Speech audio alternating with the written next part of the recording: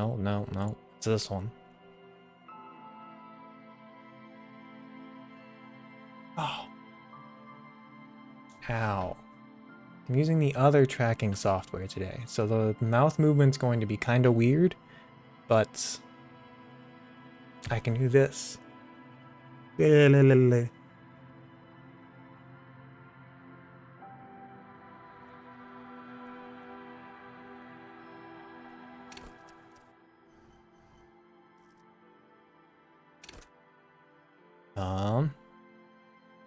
How many do I get? Oh, I guess this is how many I get. Average.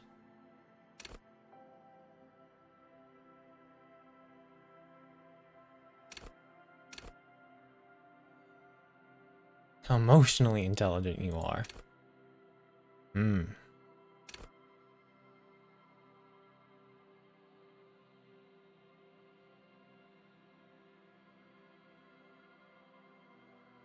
Hmm.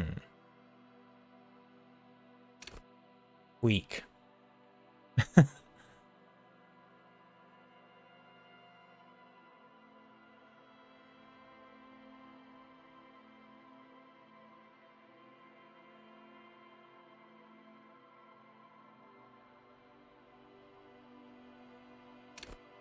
Terrible.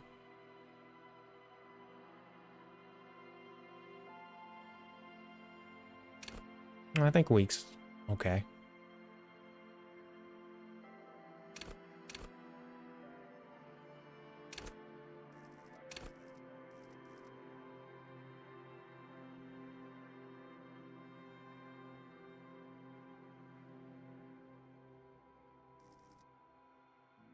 Oh. Oh, I see. Nope. Hang on.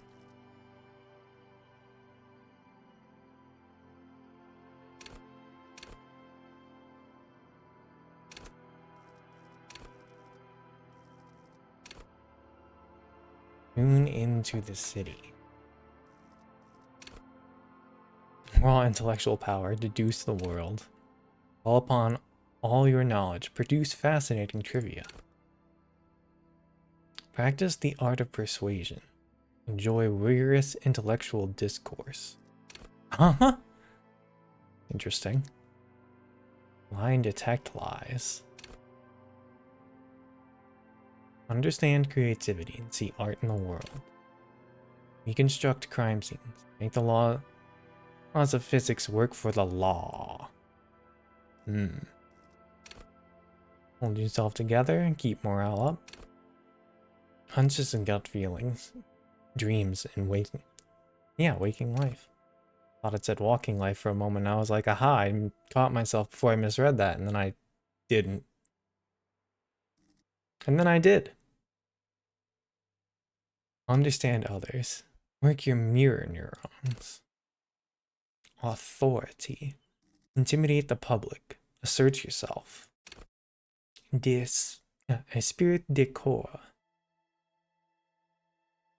Connect to Station 41. Understand cop culture. Suggestion. Charm men and women. Play the puppet master. Endurance. Take the blows. Don't let the world kill you. Pain threshold. Shrug off the pain. Not to hurt you more. Flex powerful muscles. Enjoy healthy organs. Electrochemistry. Go to party planet. Love and be loved by drugs. Raise the hair on your neck. Tune into the city. Half light. Let the body take control and threaten people. Hand-eye coordination. Ready, aim, fire. Perception. See, hear, and smell everything. Let no detail go unnoticed. Reaction speed. Quickest to react. An untouchable man. Maybe I want higher here. And I could have weaker on these two?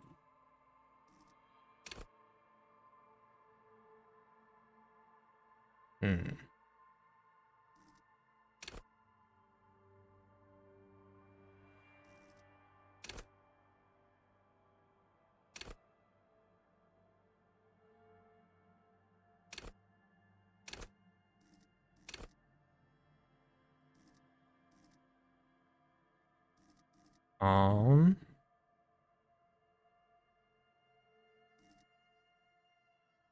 Hmm. That didn't calibrate quite right. That's okay.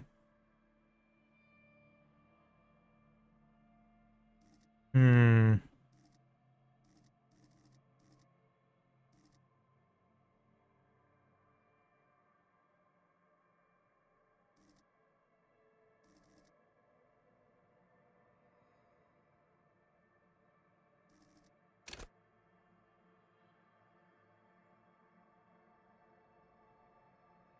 Hmm.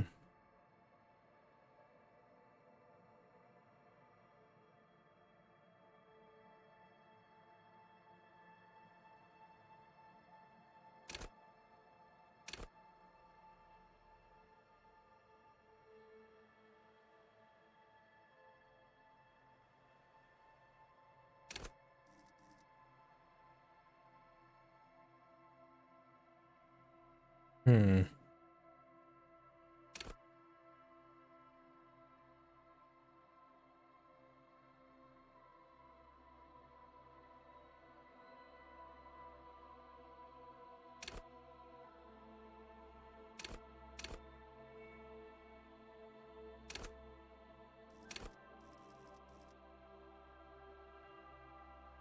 Hmm.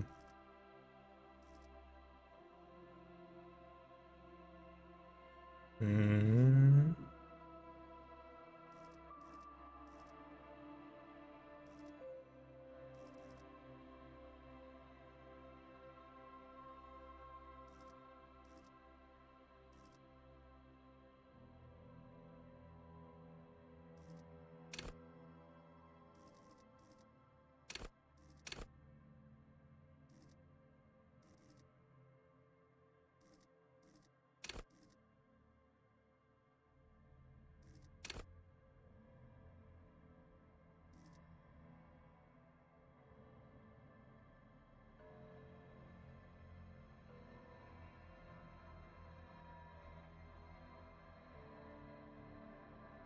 It work?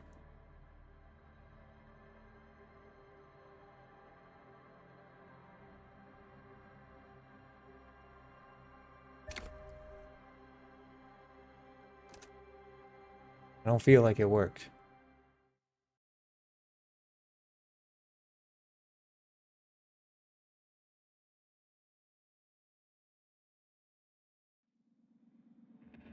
You'll have to meow for me instead. Meow.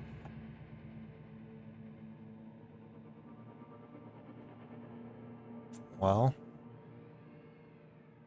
fuck. There is nothing.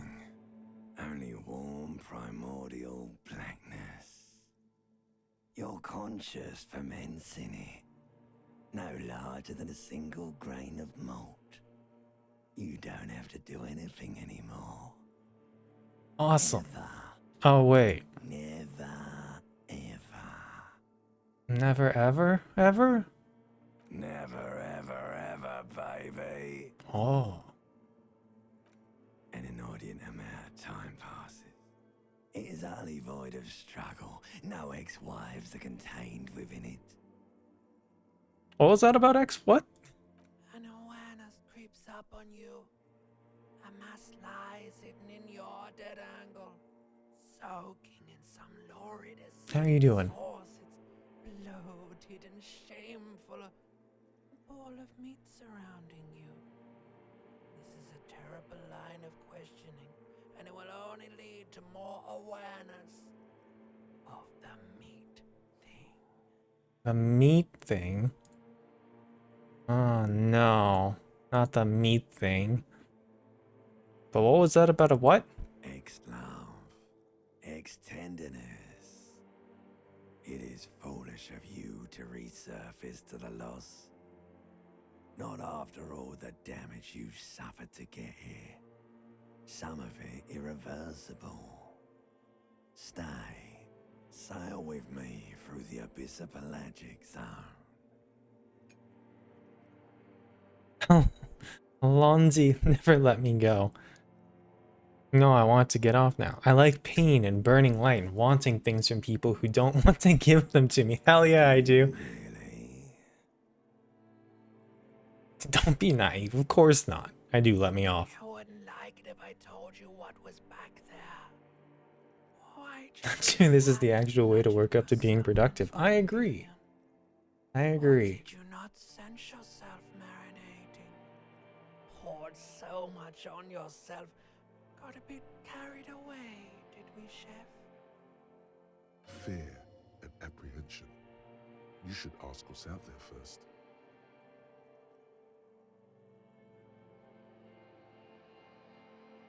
I don't care. I'm an idiot. I'm a brave idiot. Wait, I did this to me? Yes, your one disco mother. Oh. I like to party. There's this giant ball there. And evil apes.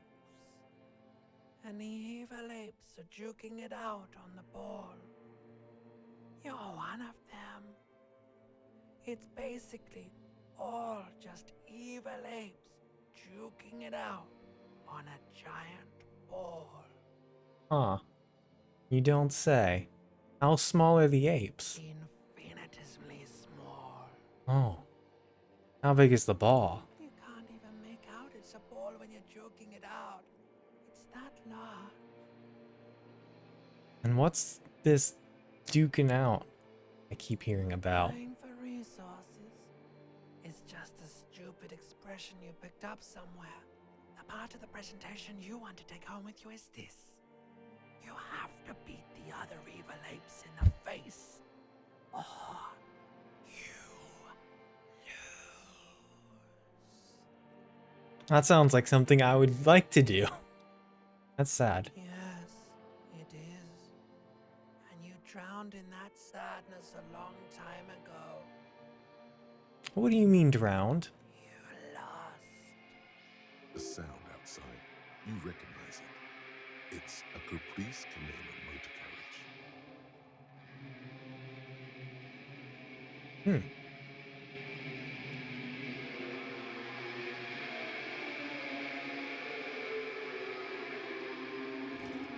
I'm fucking dead. No, I'm not dead.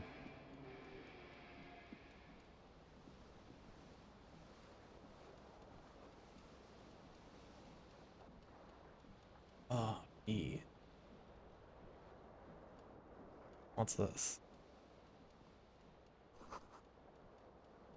Magnum-sized bottle of Commodore Red is empty. A whole fucking bottle?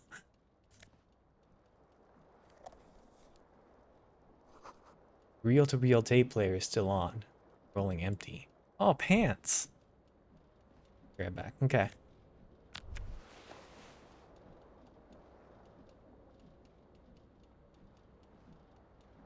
Oh, there's a broken window The window there. stands broken in its frame. Cold wind blows in. Look out. The morning light hurts your eyes. It's hazy. It does You actually. see the ocean, Haven't slept. some war-torn buildings. Well, I've slept some. Alright, assess the damage. The shards face outward. Whatever broke this window came from the inside. I break it with my own A hands? fine web of scarring covers the back of your right hand, but none of it is recent. What did this? More likely a projectile than a held object. There are no fragments on the floor from pulling a tool back in after impact.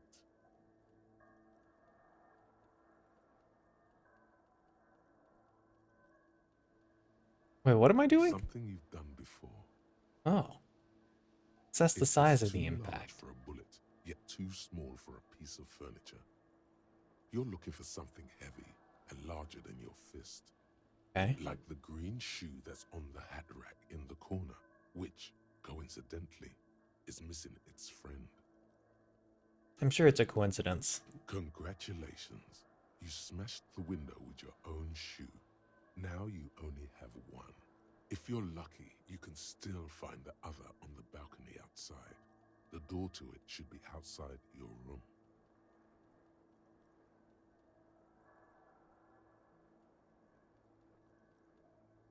I should get the maybe it wasn't me. You mean someone else took your shoe off and smashed the window with it? Yes. This person also forced the drinks on you. Okay, fair enough. I'll get the shoe. Cold wind gushes in. Your toes curl up from the cold. Oh, shirt.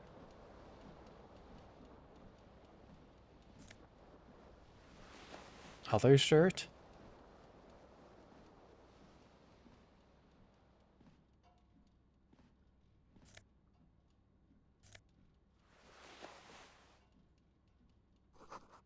See the bottles in the bathtub. Wine, beer, and sweet liqueurs.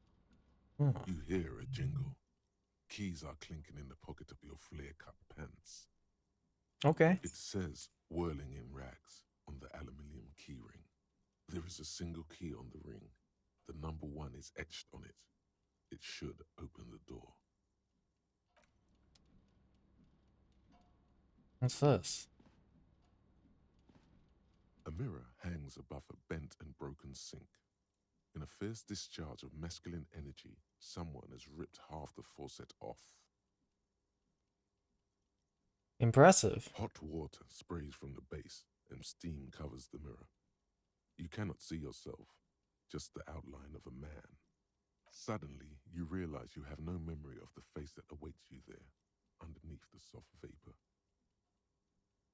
Nothing? Really, all recollection of the person you are, the people in your life, and even the world you're in has drowned in a sea of blood alcohol. This was no mere night of drinking. It was a deluge of world-ending proportions.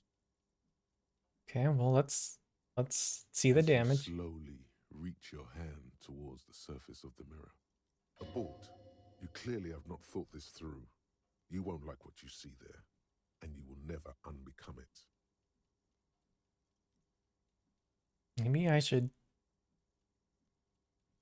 No, I don't care. Behold. Hmm. You have no idea who this thing is, do you? This is the face of a late stage alcoholic. Too late. You clearly have rigor mortis on your face. Or wait, is that an expression? Are you trying to make an expression with that face? Why? Why is the mirror talking to me? The face is making Please stop. itself. It's horrible. You're scaring yourself. Keep making the face. Okay. Oh my God. You can't stop. It's like it's not even voluntary anymore. You have worn that grin into your face and now it won't come off. Oh no, I've had a stroke or something. What does it even mean? What is the emotion you're trying to convey?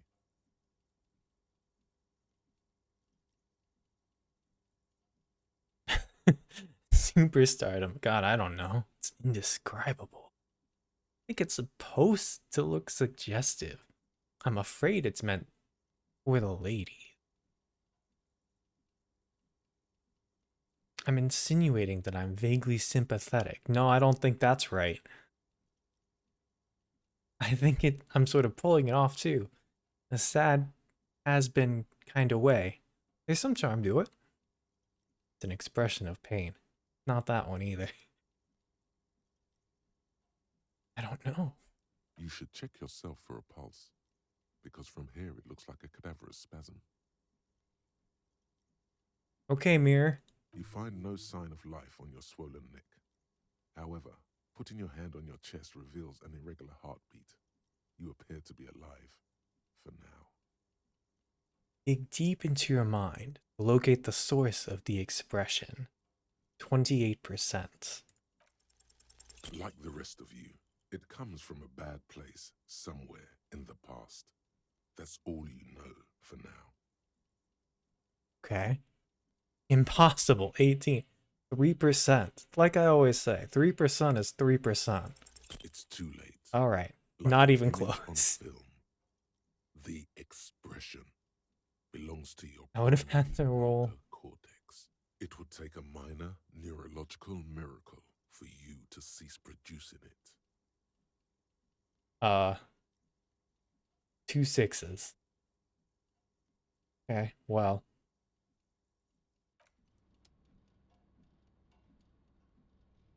Unfortunate. My shoe. Of course. I need the shoe. Wait, I didn't click on this thing, did I?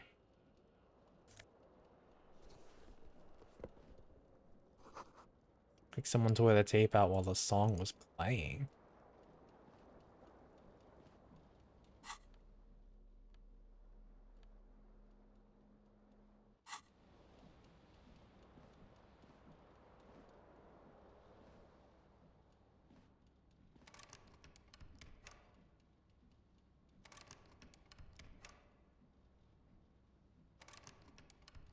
Okay.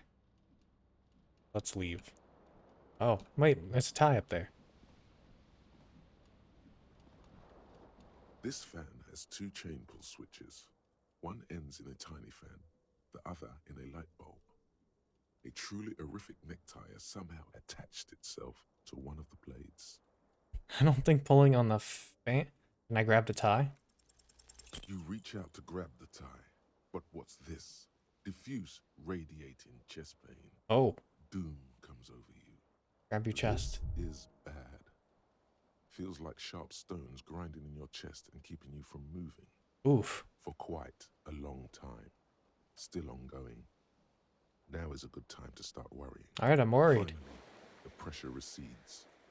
You find yourself covered in cold Oof. sweat and trying not to move, hoping it will keep you from dying. Okay. Pull on the light bulb? Terrible mistake. Turn the lights off immediately. You can practically feel the photons burning a hole in your brain. Ah. Bring it on. Your eyes burn with photosensitivity. It's not good. Oh. Pull on the The fan. blades come squeaking to a halt. It should be easier to reach the tie now. +3, the fan is turned off. You swoop up and catch the tie. Snap. It's released from the blade.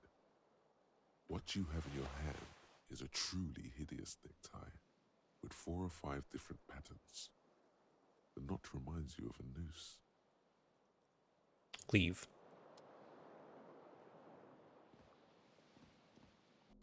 Hideous necktie. +1 inland empire.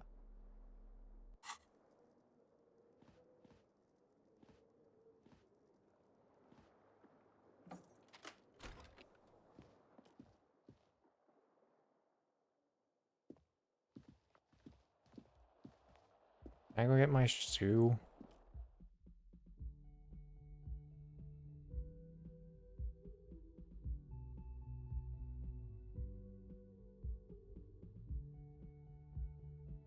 I need that to walk. Emma, why aren't you agreeing with my mouth?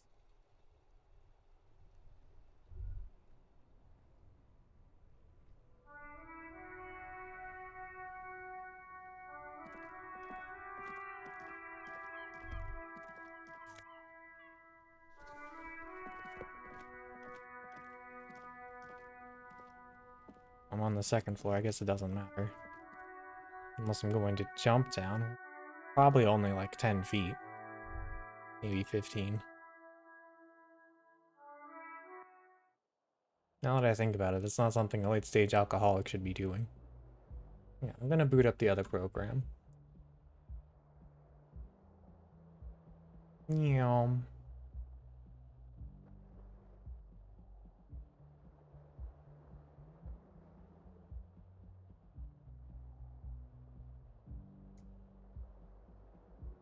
Um, this one over here. This one.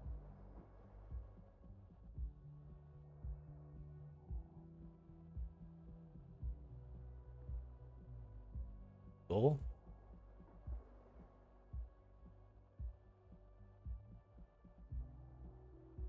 Did I get a fifth? Oh, like 7 seconds ago.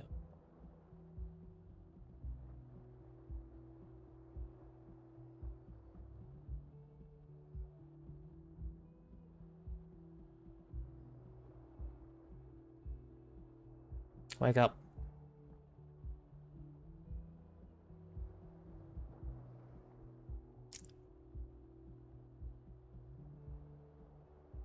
No, wait, now I have to stare at the camera. Hang on. Okay. That should be better. Maybe. Hope. For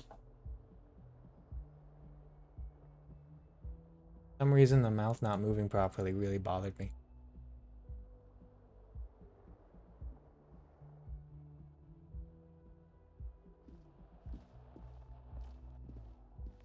Wait, it's what?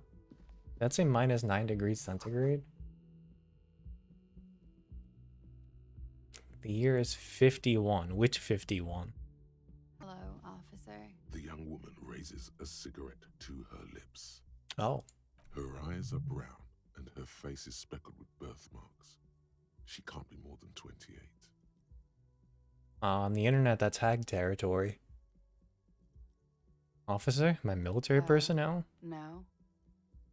She seems perplexed by your question. Then why'd you call me you're an a police officer, sir.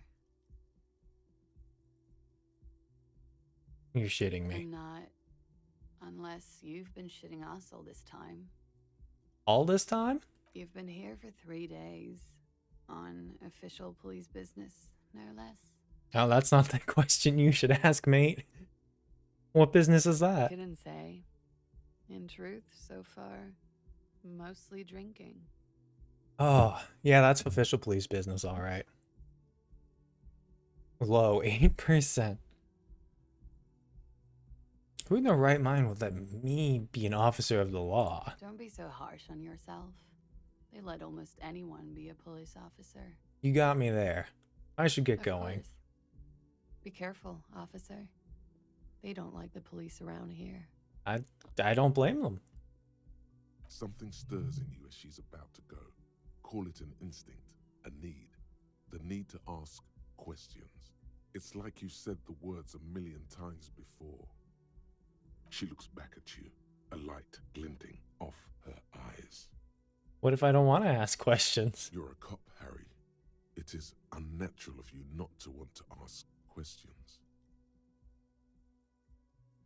Yes.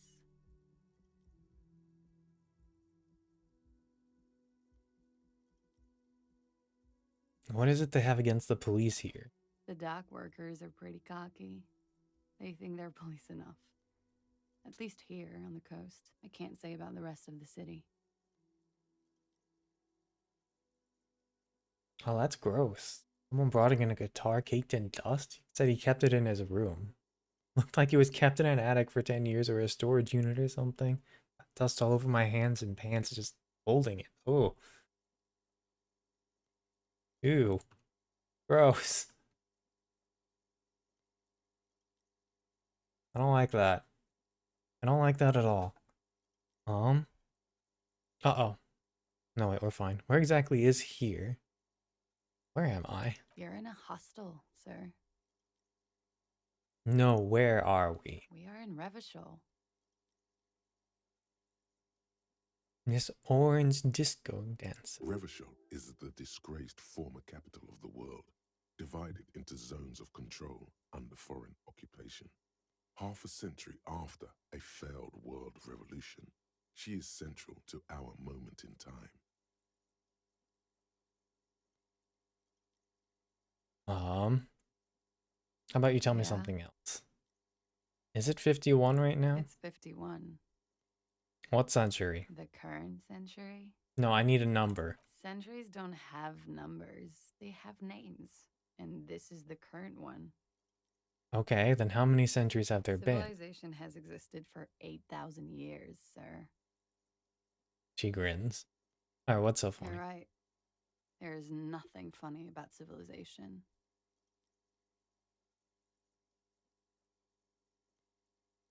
Told them to clean it and bring it back. Ugh. What's the inside of that person's house gotta look like? Who was next to mine? Did you hear anything last night? There was the usual ruckus. Loud disco music.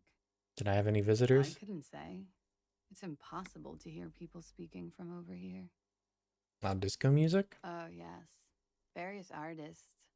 Ostentatious orchestration prime among them. Oh, that. Yeah. Yeah. Whoa. Ooh.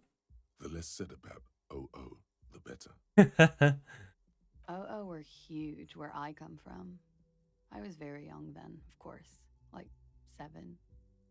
Life gets hard, but we go on. Mostly just gets hard, doesn't it? It would appear so. At around 2 o'clock, the disco stopped and there was a change of pace. What happened? A slow, sad song started playing, like organ music on repeat. That went on for quite a while. Some of the time, you were yelling along to it. Was I singing this? Yes, there was a church in there. A really small church. Like the smallest, saddest church in the whole world. It was about that. And also, And also? that it doesn't matter anymore and that we're alone now. It was difficult to tell. The song itself was very quiet and soft, but you sounded like a winded boar. So it was hard to understand what you were singing on top of it. When you say wounded, do you mean that in like a cool way? Like a wild beast? And then what happened? Then you started screaming and trashed the place. Oh, that's so me. What did I The do? window was smashed. The tape player, probably. The song stopped. And furniture, too. A real destructathon. There was screaming. Then I think you passed out. Please tell me there wasn't anything There else. was. I think you screamed that you didn't want to be this type of animal anymore. I may have misheard, but it was sort of memorable. Okay. I went out afterwards. Everything was quiet by then, around 4 or 5. And that was it. Thank you. Glad to have been of assistance. Sir, this is a hostel. Apparently. Well, then who's There here? they both are. 2 identical shoes, both copiously green and indiscriminately snakeskin, reunited on your feet. Oh, Like good. 2 baby crocodiles. How do they fit? Good. They're balanced. Comfy. Feels like the only good thing about you right now, truth be told. Nice. At least we've got good shoes. This should be okay. Still smoking.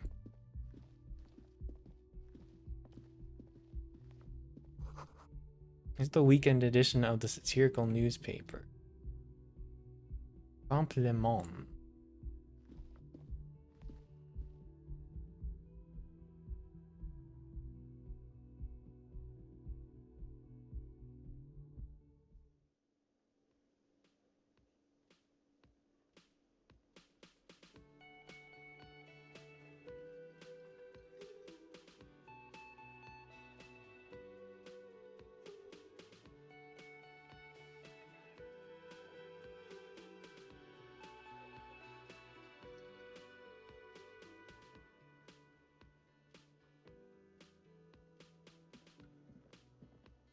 What's this?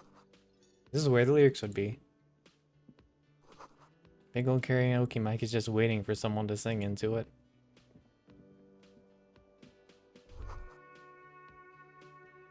Speakers connected to the radio. The music is seasoned with static. You should totally sing karaoke here, the first chance you get. Your emotions need to be expressed. People need to know your vast, oceanic soul. My soul's cubic content is obscured by the hangover. Of course, at this point, precise measurements of your soul can only be performed from the outside. It needs to be heard. What the fuck are you talking about? Through a PA system. No. By other people. And what should I sing when it comes to You it? should sing the sad small church song from that tape you found. Thought it was obvious. I was thinking maybe I could sing something happy, like from those ostentatious orchestration folk. Of course, they'll really get engaged in my soul with that one. Serves them right. Wipe that smirk off their face with your sad, tragic, small church song. Who's laughing now? No one. Yeah. You would need another copy of the tape first, though. The one upstairs is destroyed. Oh, what's on the menu? Monday. Monday is not good for me. This is a water cooler.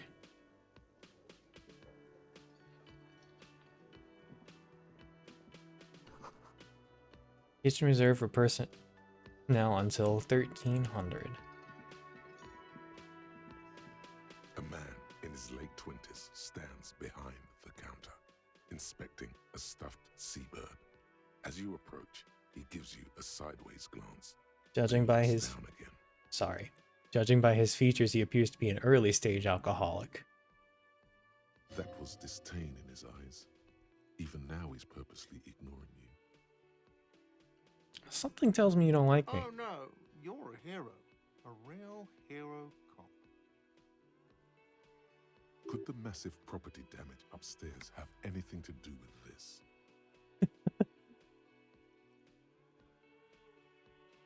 Technically correct term is jolly. You're being facetious. Am I? Or did you ride in, take the body down, solve the murder, and not trash my hostel room? Ah, I'm guessing I didn't do any of those things. You're right, you didn't, and it's only taken you 3 days not to. So this is gonna be awkward, but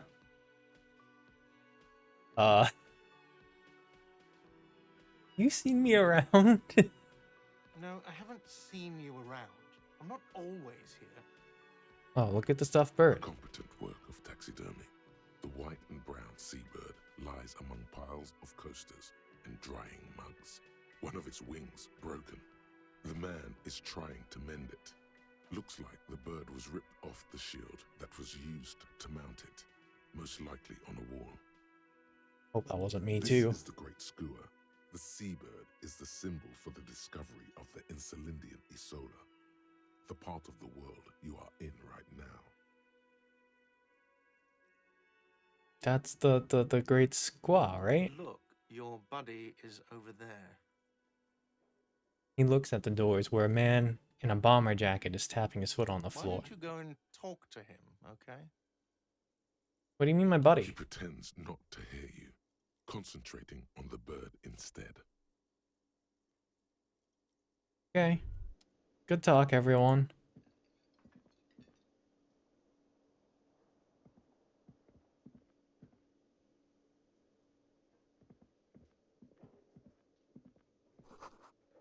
That's hall reserved for union members. Doors open at 1600. Royal pinball machine is unplugged. Hello. Hello, sweetie. You shouldn't keep your colleague waiting. Oh, okay. That's fair. A bespectacled man in an orange bomber jacket is tapping his foot on the floor. Looks like Nah. he's waiting for someone. You. So, fun fact about this game. None of the original development team actually exists in the studio anymore.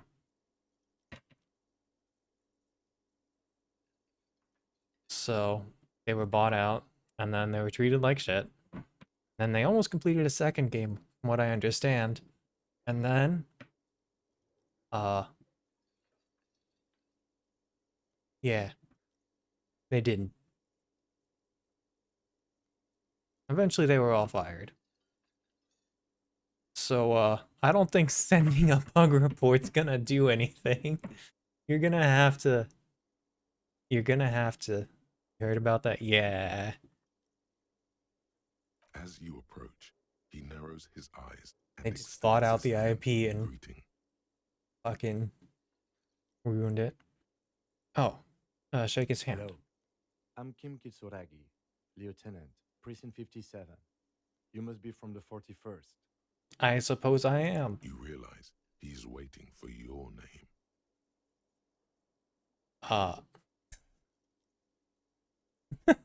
Invent a name for yourself.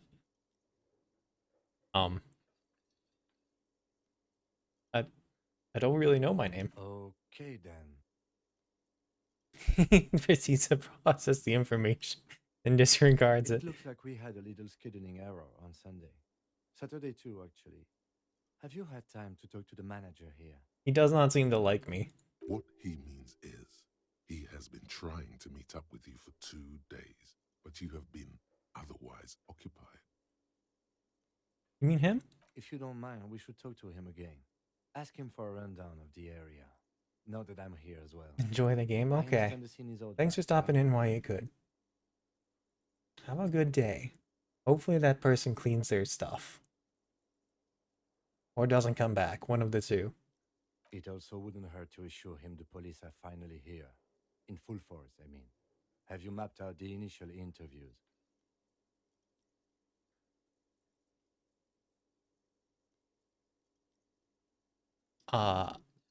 What At interviews? the 57th, we like to prepare an initial list of persons of interest and then just skim the surface. Prepare the field, get to know the players. You don't do that? Maybe it's not an inter-district practice. Yeah, uh, uh, uh, uh, I haven't. Okay, we'll have time for that after we take a look at the coroner's case. Have you removed the dead body from the tree? Dead body? Mm-hmm. Dead body? Mm-hmm. Dead body. Mm-hmm. Hmm. Hmm. Hmm. Uh. No. So, the body is still in the tree. Yeah. This is the first time you detect a weariness in the lieutenant's voice. I'm sorry. It is obvious he would have preferred for the body to no I was on a longer be 3-day in the tree. bender for one reason or another, and now I have like I've had some kind of a stroke or a seizure induced by alcohol and potentially other substances, and I just look. Where it has been hanging for 7 days straight. We should go there as soon as we are done talking to the owner. No one else took it down? Wait a second.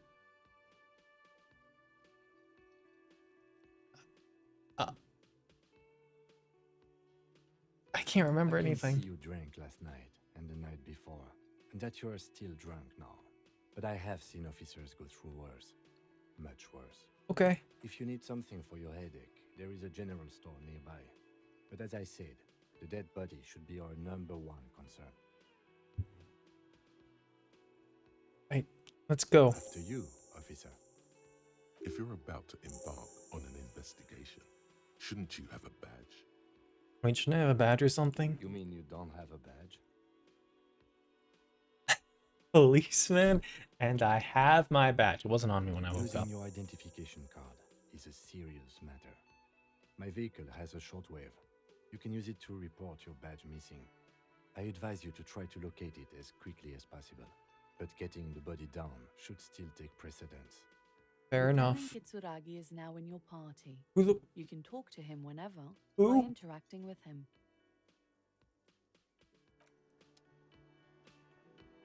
Okay. Thank you, mysterious disembodied voice. The man with the unimpressive beard notices you approaching. He drops the ledger he was holding and turns to the lieutenant. Mr. Gart, right? You run this place. Yes. I am Kim Kitsuragi from Precinct 57. This is an inter-district investigation, so joining me from Precinct 41.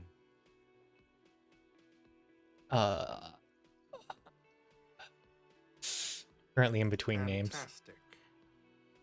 Like when you've left your band, but you haven't decided on a solo artist name yet.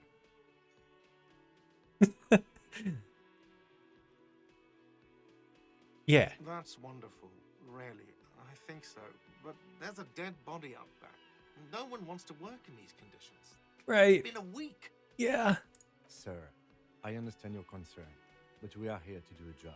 And for us to do it, I need you to stay calm. Hehehe. Hehehe. Hehe. Yes, of course. Takes a step back. I know it took us a while to arrive at the scene, but it also took you a while to call us. It was you who placed the call, correct?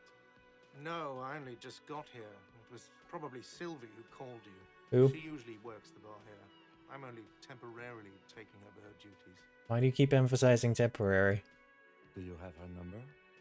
As a matter of fact, I do. Looks behind a pile of coasters, finds a slip of paper, hands it to the lieutenant. You said you just got here. From where? Are you a local? What, of Martinez? No. I live in Jamrock. I only sometimes come here to keep an eye on the place. This is just one of the many, many cafeterias I manage. I don't believe you. But you still know your way around, yes? In case we need directions. Yes, I know where some things are, but as I said, I don't live here. I just used to work here. And I'm not going to start working here again, if that's what you think. Are you okay? I didn't imply that. Detective, Yes. He probably means this is where you step in and ask your questions. Alright then, I His got face this. expresses profound doubt in your having this. So... I don't like these questions. Why did Sylvie She go went away? because none of your business. Okay, well, if she was the one who called the body in, we kind of have to talk to her. Have they not been telling you you're a cop? Everything is my business. Okay, you got me. She went away because of the dead body out back. And because I asked for her number. That's why Sylvie went away. I hope you appreciate that. I do, thank Thank you. you. The lieutenant says. He opens his little notebook at the cover. The number is safely tucked away. Mystery Is solved. it? Because I thought you were supposed to be investigating the lynching, not my employer conduct. This stuff gets on my nerves. I'm a feminist. Everything has something to do with everything.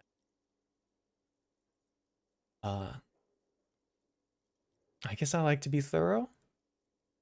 Good for you. Was there something else? I'd like to get back to what I was doing.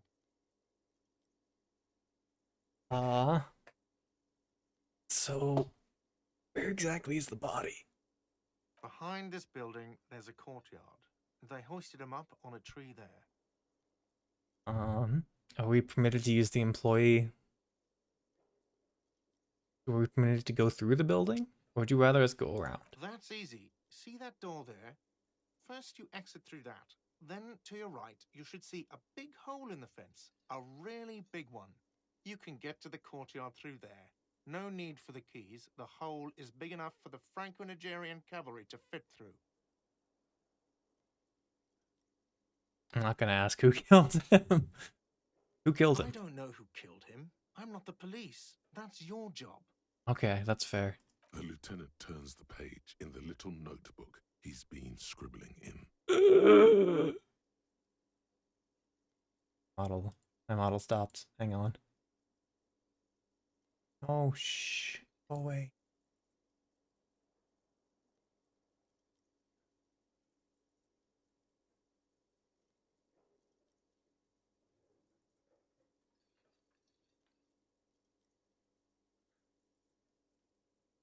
I'll just stare at the clock for a while. I'm sure it's fine. Are you the No, bartender? I'm not the bartender. I'm the cafeteria manager. But you're working as the bartender. What's the difference? You look like a bartender. That period of my life is over.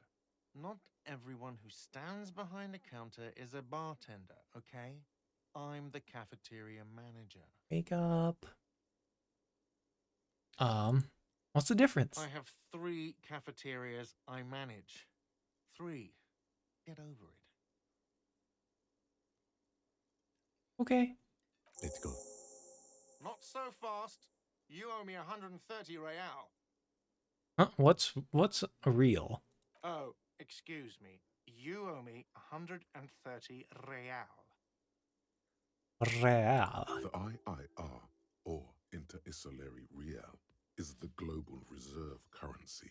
Whatever part of the world you're in right now, it's safe to assume he means you owe him some money.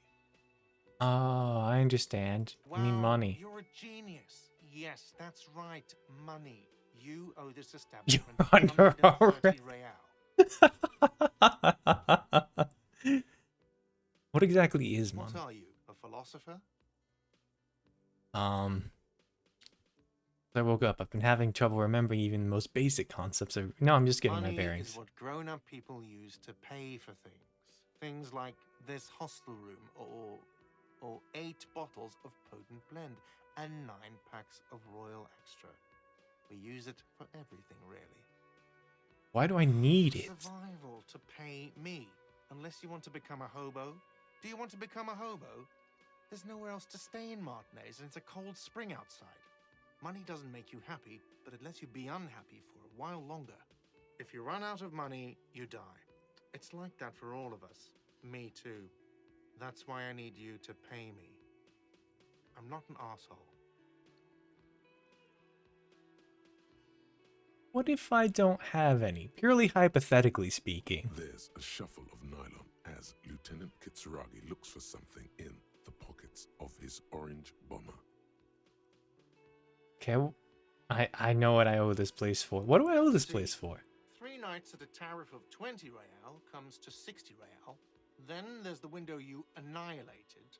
The hole in the window was the first thing I saw when I came to work. So don't try to tell me you didn't. That will be 40 real in damages. Okay. Another thing you've annihilated is half the bar. You've run a tab of 30 real.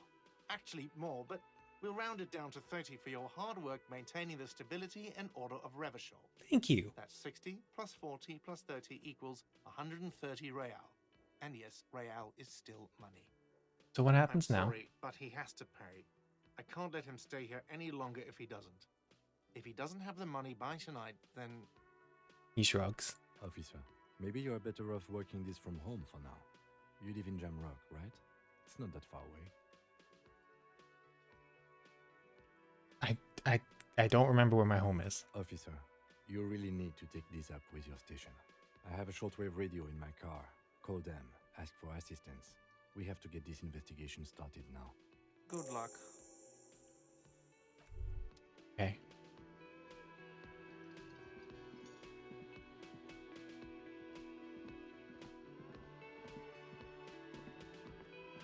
Hello again, sweetie.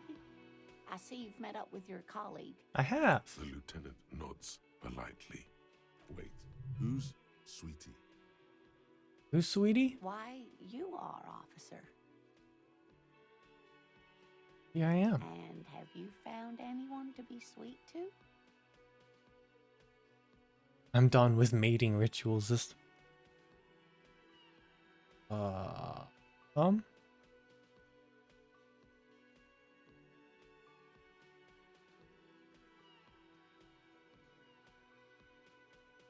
I'm sorry if I was being overly familiar. Don't really want to talk I about know that right we've now. only just met. You must forgive me. I'm getting so scatterbrained. I completely forgot to introduce myself. I'm Lena. My husband Morel and I are staying with our friend Gary just down the street, but I come here for tea when they're away. Her eyes glitter over the rim of her glasses as she looks up, This smiling. Lena is wacky enough for the motley crew. Hire her on the spot.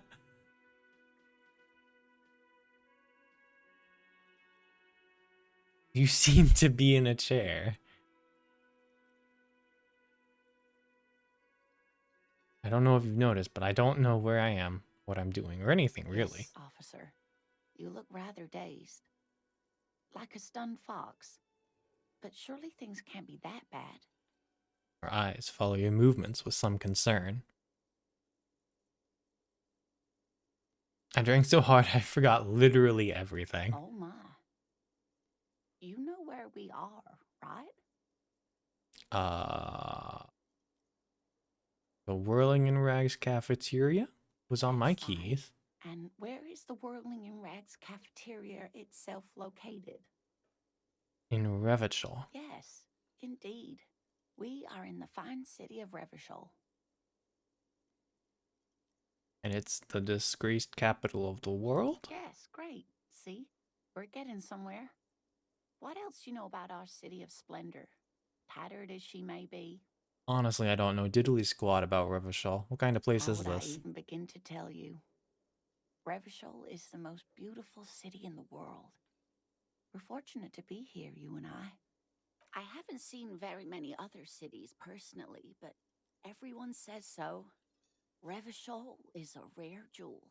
The Mhm. city used to rule the world, though it has seen better days.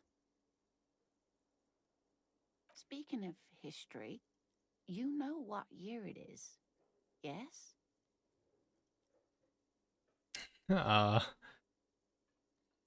51? That's right, dear. How splendid. Here, take this pen.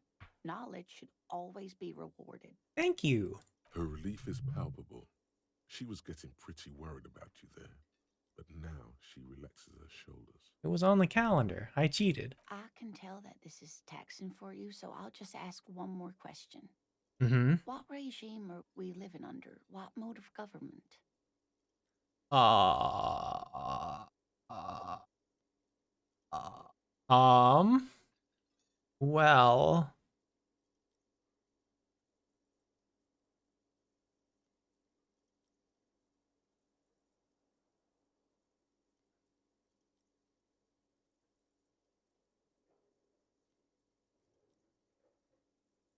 I'd like to think it's a dictatorship of the proletariat, but something tells me it's not.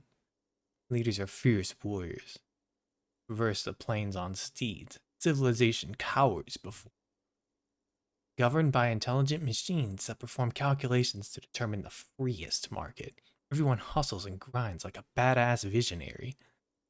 Radios are being used to control people's minds and distort our perception of reality, stealing our true masters. Foreigners. Women. Cop.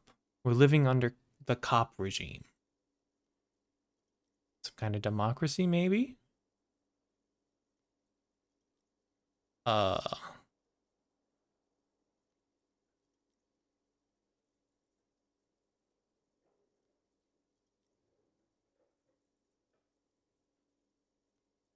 Cop regime. Actually, we are not.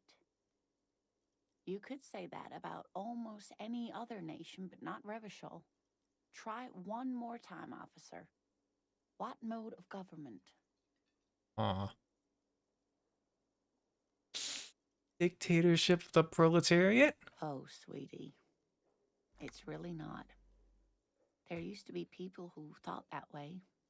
Other people who wanted those things, but they all went extinct. Revachol is a zone of control led by an alliance of foreign powers called the Coalition. We have almost no government of our own, and certainly no dictatorship of the proletariat. But they still have cops. There are no government. Why is there cops? Oh dear. And you were doing so well. There aren't any cops in Revachol, not in the traditional sense. The status of law enforcement has been a complicated matter since the revolution. But we should stop for today, sweetie. You look like you need a break. Besides, I'm not the best person to explain the big things to anyone. Okay. She's scared now. She's realized you really are brain damaged. So how did I do? You were doing quite well up until the end, dear. It does look like you're having trouble remembering things. History and places. Remembering reality in a word. It's very odd. Uh-huh. A sigh. The lieutenant buries his nose in his notebook. But maybe a fresh set of eyes is what the world needs. And while I'm no doctor, such bouts of amnesia are often temporary, so I wouldn't worry too much. What's the revolution you mentioned? A defeat, I'm afraid. The people of this archipelago tried to build something new, something different. The rest of the world didn't like it, so they came and ended it. This was 42 years ago. What does that have to do with there not being any cops? It has something to do with everything. I really don't know Hey, we how saw to that explain line. it better. Who could tell me more? Someone more educated in sweeping matters. Maybe you should ask. No, I'm not an encyclopedia. I won't be a guide either. I'm a detective. Alright, he said no. Of course. Then I don't know. Someone rich, maybe? Wealthy people are educated. Though I don't know where you would find a wealthy person in Martinez. Gotta get going now. Of course, dear. Good luck with your case.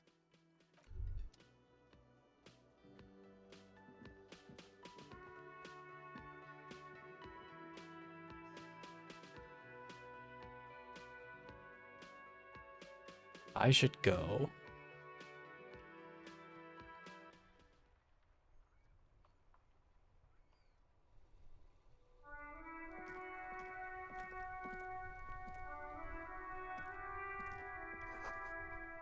The snow melts in the wheelbarrow.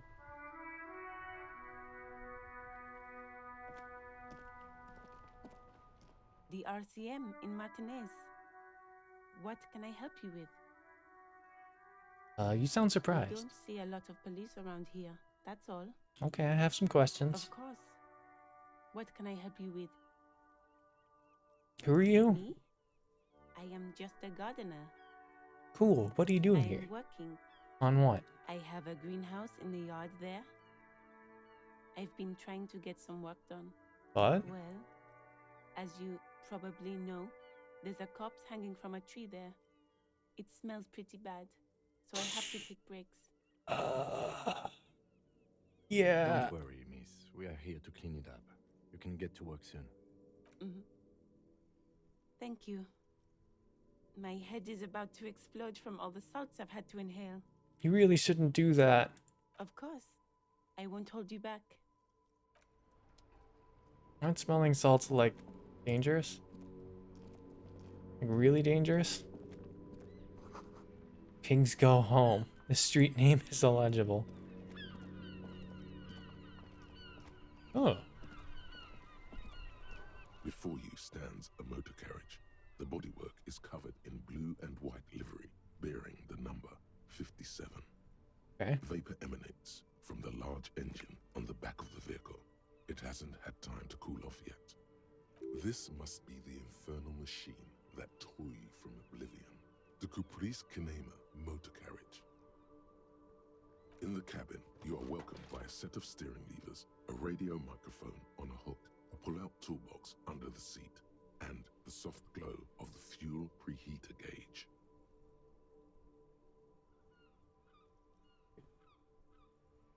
Pick up the radio? The frequency tableau lights up, and the green button labeled Prime Line glows like a feline eye.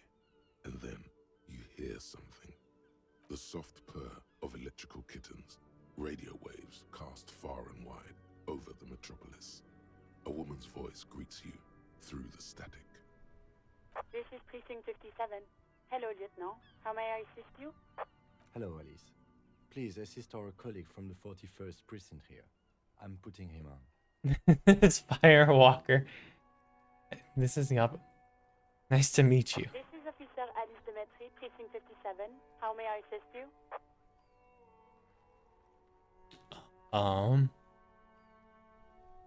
Could you connect me to the 41st precinct? I have something I need to report. Just a second, officer. Puts you on hold, and the static crackling softly like a bonfire. After a while, you hear an old man greet you from the radio. His rattly voice is oddly familiar. 10-2, 10-5. This is 41st. Come in. Over. Ah, shit, he's French. The man uses relay code. You got this. You're a cop, and cops know relay code. 10-4. Station 41, I've got urgent business, 10-4, over. Message received. 10-5, relay message. What's your status? Over. 10-18, state your message, sir. I need to report that my badge is missing. 10-9, over. My badge, I can't find it anyway. It's gone. 10-4, message received. This is a very serious situation. I need to 1022 the captain. Over. Is it him? What does he want? Says he lost his badge and needs to report it. He what? He lost his badge? Hey, who's This this? is Communication Officer Jules Pidieux, sir. Over. No, the other one. You mean your partner? Over. What is he saying? He's asking who you are. I'm his goddamn partner. It's your partner, Satellite Officer Vitmar, sir. Over. Did he lose his memory along with his fucking badge? In the background sounds like he's losing his patience. Lost his badge? Dick fucking Mullen. Who do you think? It's Officer Dick Mullen from the bestseller Dick Mullen and the Lost Identity. It's fighting off. Dick Mullen is not your name. It's the name of a fictional detective who would not lose his badge. Defend yourself. Immediately. They're laughing at you.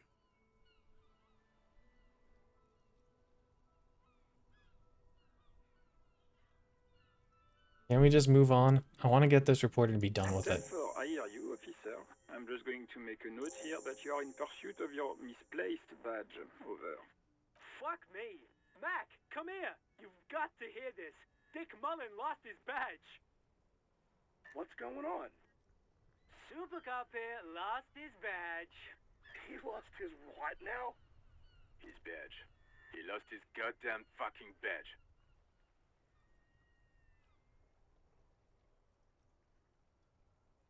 Well, they're not gonna stop. 10-9, come again. I didn't get that. Over. New heights even for Captain Sober. Ask him.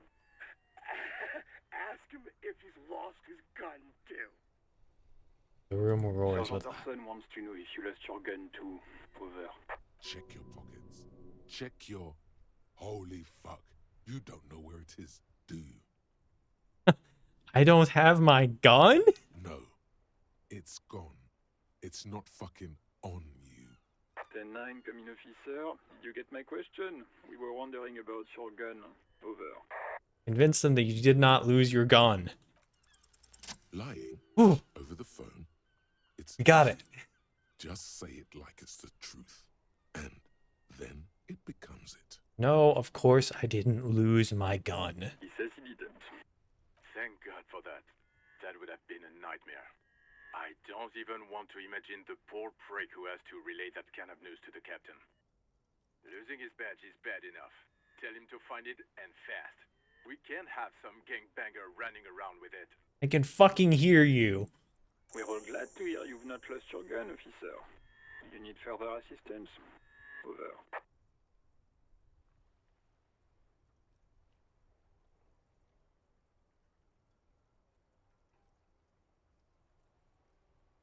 No. No, I'm not giving these people a goddamn thing. 10-10. Over and out. Tap on the fuel preheater As you gauge. tap on the gauge, the indicator pin jerks as if startled. It's in the large orange sector, indicating the engine is warm. Next to the gauge is a red switch labeled heat.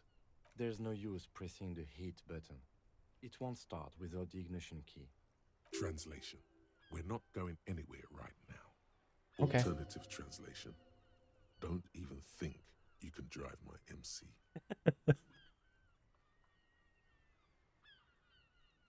Pull out the A metallic toolbox. drawer slides out from under the seat and clicks into place. The tools inside are neatly organized. Take what you need, officer. It's going to be a long case. I'm not protective of my tools, like some men are. He's clearly a little protective of his tools. But what can you do? Work is work.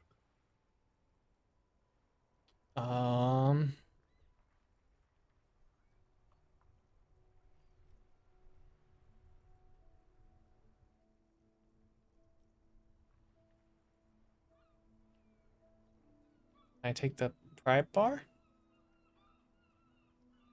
The pry bar feels nice and cold in your hand, heavier than you'd think. Useful for opening all sorts of doors and lids. The chain The cutters? handles are long and sleek, Snap, snap, go the cutters in your hand. And the It's flashlight. robust, weatherproof, and well-made. Police issue, blue, lets you see things in the dark you would otherwise miss. Thank you, perception.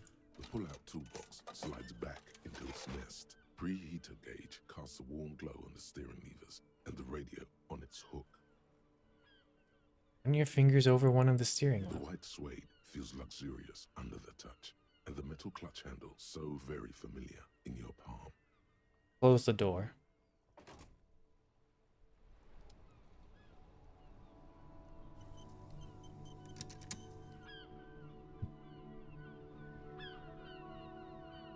What's this? Oh, this is bad. I'm just gonna wander around and click on things. Tectonic forces crack the pavement like an eggshell. The worn and beaten wooden planks of the bench do not look overly comforting. We can sit on benches after we've solved the murder. Let's go. You can revisit the bench if you ever need to pass the time when Lieutenant Kitsuragi is gone. Thank you, voice.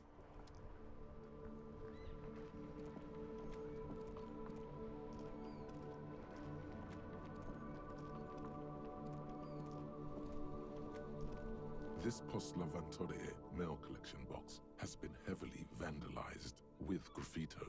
A closer inspection reveals 2 bullet holes in the front. Good mail delivery box. The box seems happy. Thank you. Eat shit pig, fucked by the coon, and St. G with a crown have been scribbled on it. Jenny is a whore, and best set mailbox also. And I feel you, mail collection The mail box. collection box seems cathartic, thankful even. So do you. You shudder, then you swallow, and then suddenly you see it. Over all the other graffitos, someone has, using the tip of a very sharp knife, cut the words, Revachol forever. Leave. Yes? You seem to be following. Tell me about the What do case. you want to know? Literally anything. Maybe you can tell me what you do know to help me narrow it down a bit. I know literally nothing about the case. Do you want me to brief you? Yes, that sounds good. 3 days ago, the RCM Emergencies Desk received a report about a security guard who was found hanged in Martinez. An anonymous caller said there was a dead body behind the Whirling in Rags hostel cafeteria. The cadaver had been there for 4 days. No one had come to investigate. During that time, the victim had been stripped of his belongings. The caller did not identify him, but used the word lynching. There is an ongoing labor dispute between the local dock workers and the logistics company Wild Pines. I was told we should approach the death as part of this dispute. Did the victim say who the briefing say who the victim A was? security guard or worker of some sort hired by Wild Pines. This was just hearsay from Martinez, of course. We need to find out the truth. Why don't we know anything about the caller? They didn't identify themselves in any way. The tone was muffled using a device of some sort. The desk could identify neither the caller's age nor sex. Why hide themselves? There's a strong prejudice against involving the RCM in what's seen as union matters. The Dock Workers Union is the de facto police in Martinez. Now it appears they've started executing too. We cannot allow that. Hold on, who's the RCM? That's us, the Revachol Citizens Militia. We're the police in this city. Okay. The RCM, or the Revachol Citizen Militia, is the police force you and him are part of. A self-organized peace corps of the occupied city of Revachol.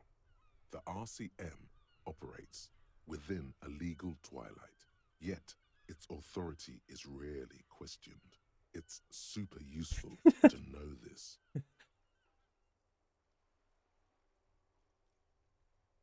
We make this perfectly clear. Our job here is find the killer. That's right. Yeah. Would you say this is a mysterious case? No, it's not a particularly mysterious case. Why not? The deceased is a security guard for a corporation involved in a labor dispute. It doesn't take a DeLorean polymath to put the pieces together. I just don't see the case getting more mysterious than that.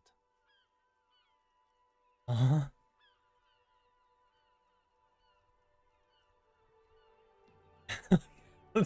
What? Personally, I think labor disputes are very mysterious. Okay, so the case probably isn't mysterious. But could it be sexy? White male in his 40s, what more do you need? I was thinking something otherworldly might be involved. You know, something supernatural. I think labor disputes are very mysterious. Then you are in luck, because we are in the midst of a major strike by the Dock Workers Union. Maybe more than that. The union clearly wants a piece, not just of the industrial harbor, but the Wild Pines Corporation itself. I think they should. I think their laborers are entitled to their work. Is this a strike then? Or the first shots in a workers' coup? I expect the case itself to be less challenging than navigating these community matters. This district isn't used to the RCM's presence, and the union rarely overplays its hand, as it appears to have done in this case. So is this a strike or an attempted coup? Strike, coup, revolution. It's brigandage, however you parse it. You feel something rising through you, a familiar feeling, an opinion taking form.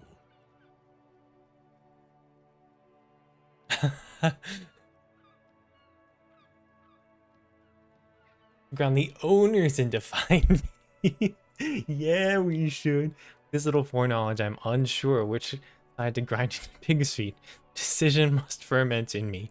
Also, nationalism. I don't think grounding one or the other side into pig's feet will do anyone favors. I'm really, really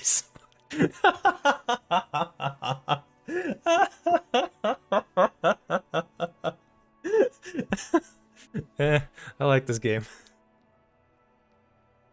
I spent the last 20 seconds deciding who on which side should be ground into pig's feet. Why? Politics is habit forming and hazardous. It is also irrelevant to police work. You're right to note the impulse. I'm very smart. Yes, I'm very smart. From an imaginary fan. Oh shit. Now, was there anything else you wanted to know about the case? We're from different precincts. Why are we on the same case? I'm afraid you and I are pawns in a pissing competition. What? You don't know? I assumed you were in on it. You know what I'm in on? Retrograde amnesia. Better still than an imbecilic cop-off. Tell me about it. It's just stupidity. We shouldn't waste any more time on it. If you want my take, ask me after we've inspected the victim. Alright. Was there anything else you wanted to know about the case? No, I got it.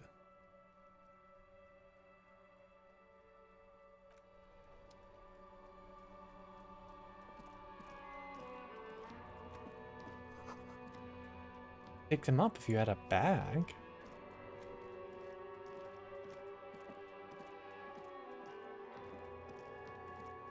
You see a set of tire tracks in the brown slush that covers the plaza mosaic.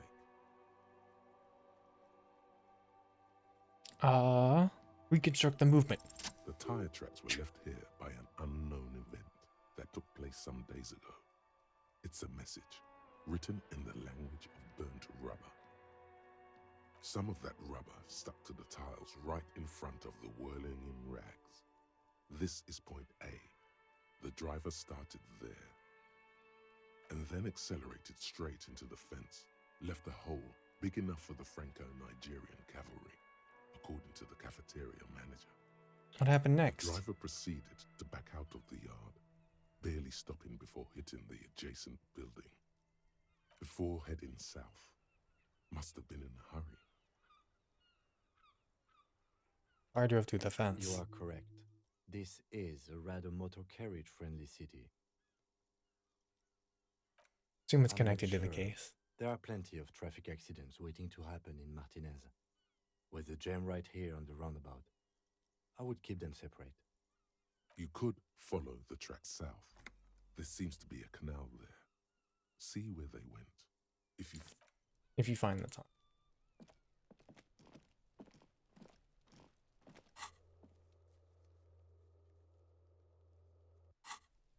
Okay.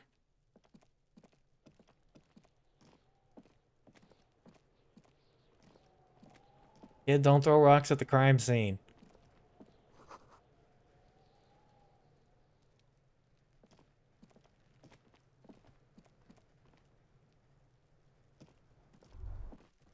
Kuno's got this.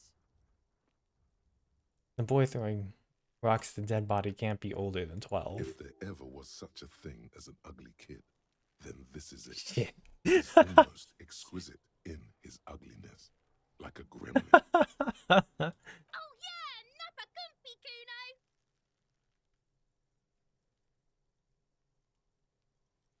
You get a word. Police business. Right in the dick, Kuno. Get him right in the dick. Love it in the dick. Whoa! The boy is sweating profusely. His eyes are like two black holes and his jaw is twitching as if trying to break free from the empire of his body.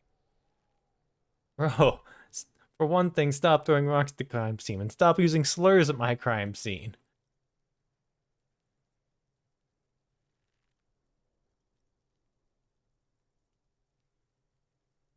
Fuck that! Kuno, yeah, right in the mouthhole. Shits himself. The rake, Kuno. You should throw the rake at him, Kuno. The fuck does Kuno know what a rake is? Kuno's not a gardener. Tim, what should we do? We shouldn't do anything. I don't tempt such forces. What forces? You will see. The language these kids are using, pure unfettered id. There will be no reasoning with those creatures.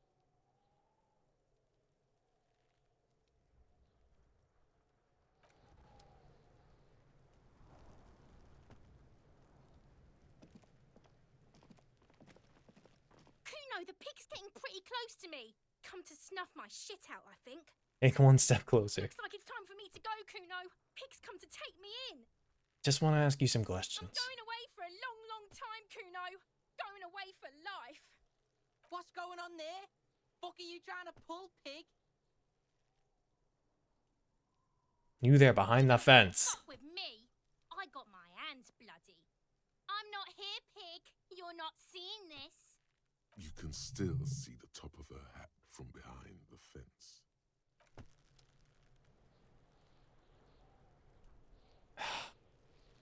And kids.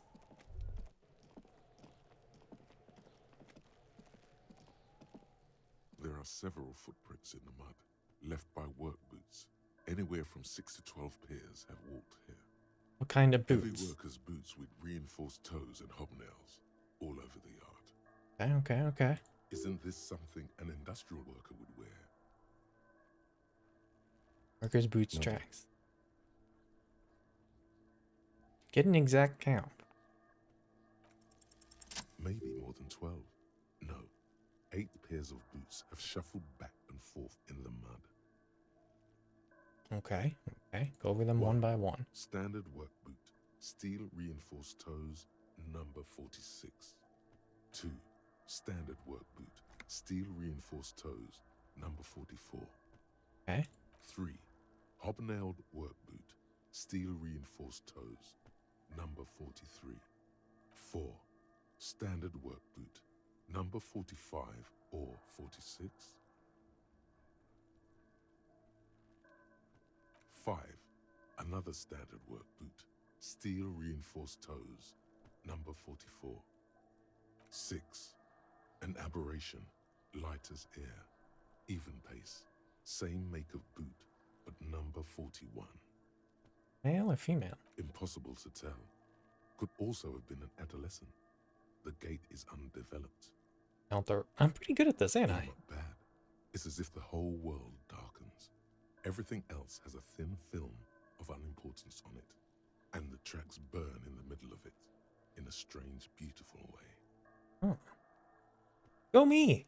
7. The glowing outline of a standard work boot, number 46. But the imprints are twice as deep as the others. The weight exceeds 200 kilograms. Well, damn. 8. And yet another standard work boot, number 44. There's an aberration in the pattern of the sole, however. The right sole is smoother, more worn. How many? Lieutenants. 400 million. 8. I was pretty off then. I counted 20. Same guys are going back and I never forth. got the hang of it. Hyperopia. Do you see anything out of the ordinary? Light step. Number 41 shoe. A woman? Or a kid? I don't think there's any way to be sure. Understood. Anything else? Heavy one. 200 kilogram imprint. 200? Could it be the combined weight of two people, one carrying the other who's tied up? Let's say a heavily built worker carrying a similarly built, soon-to-be-dead man. He might be right. 200 kilograms of living weight is unlikely. It could have been an extremely obese. One of them was carrying him over. Possibly, yes. But why? And you're thinking, why did they have to carry him? Yes, they could have used a makeshift stretcher or just march him up to the gallows.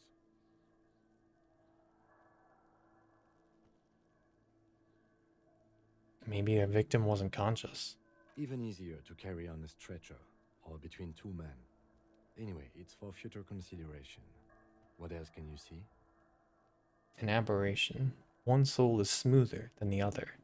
Interesting. Let's name it the odd sole. You have any ideas, Lieutenant? Someone operating a workbench with a pedal? Like a joiner at the harbor. Or maybe a drummer? One of the people we're looking for is a drummer? No, it's not. Forget I said it. We are not looking for a drummer. Perhaps it could be a driver. A driver would wear out the right shoe before the left. The accelerator is on the right. We should keep our eyes open around the traffic jam. See whether anyone strikes out as a potential suspect. Seems prudent, no? Not sure. We don't want to attract too much attention. You're right. Let's keep a low profile. How old do you think the tracks are? A week, maybe? 7 days would fit the time frame provided to us by the caller, who reported the hanging. It is not impossible. How do you know? I pulled last week's forecast for coastal Havashol. 7 days below freezing. The day before, the day of his hanging, was the last warm day. Correct again. Sub-zero temperatures would preserve the tracks in a good state. The commotion here could have taken place a week ago. What do you think happened here? What do I think? A mob of people brought something heavy to the tree. One of them was carrying the victim. They shuffled around, especially under the tree. Okay. Then, after hoisting him up, they stood in a semicircle facing his direction. At first glance, this appears to be a lynching. Indeed. They all stood in a row here and looked at the tree. Yes, everything fits so well. Carried him over, hoisted him up, watched him hang. This is easy. The lieutenant's eyes narrow. He's thinking to himself. Either way. What else? And through all of it?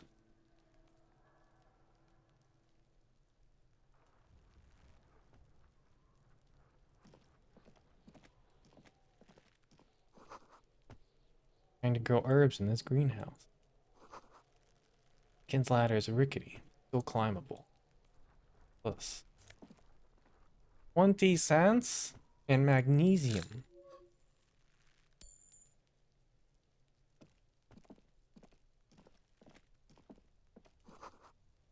Winch mechanism has been oxidized. Some years.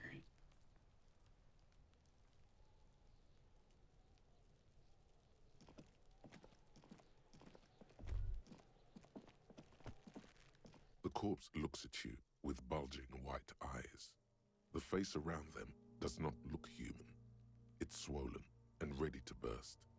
His lips are fish-like, and his tongue like a ball gag in his mouth.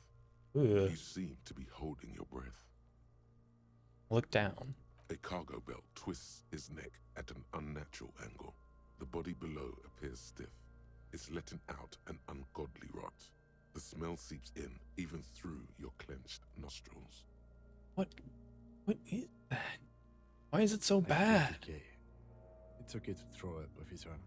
No one is judging. He's about to blow. Cop's gonna blow, Kuno. 3%? 3%. The smell is Nope. repulsive.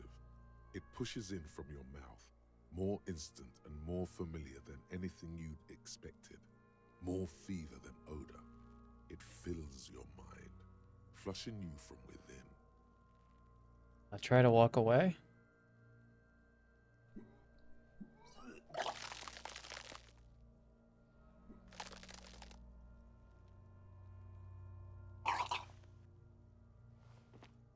Too late. It's impossible to keep in. Your body curls and pushes it out, burst by burst. Oh. Until a pool of vomit lies under your feet, and your throat stings from the stomach acid.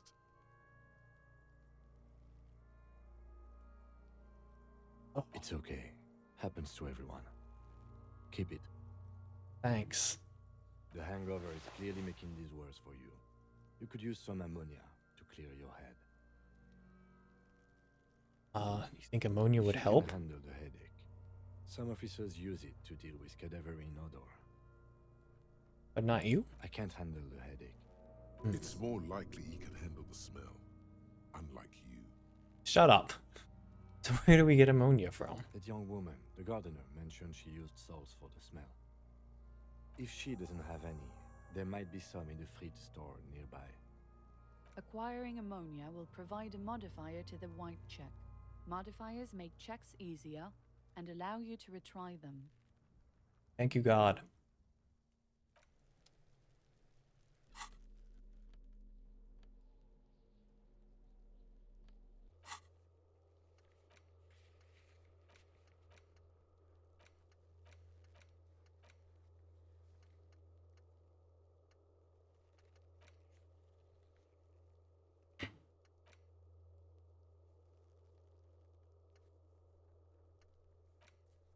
In a reality lowdown. Ask your station for additional funds. Calling the station. I don't like those people. Ooh, a bucket. Ooh, a bucket. Ooh, An inconspicuous pile of the roofing material, Eternite. what is It's this? nothing. Someone just left some roofing material slanted against an old shack. Why am I looking at this pile of roofing material? Because it's nice and orderly. Well-laid pallets. Easy on the eyes. Well, that's fair. Rhythmic pattern. Calms your mind. Mammals like this stuff. That's fair. Okay.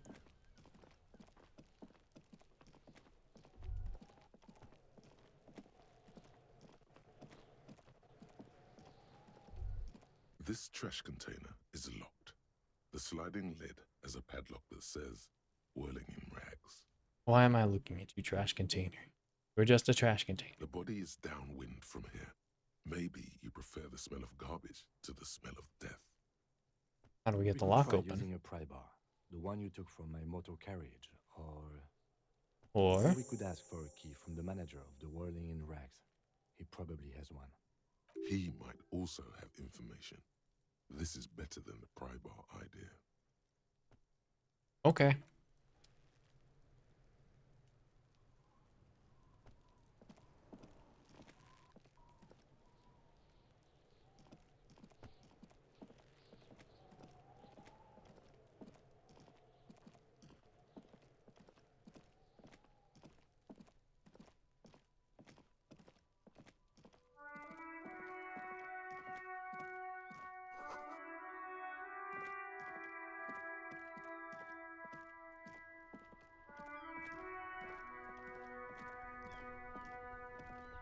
I can't believe it's snowing again. It felt like springtime just a few days ago. You still have some salts? I think I could use Sure. some. I'm done with them. Go easy on that stuff. It gave me a terrible headache.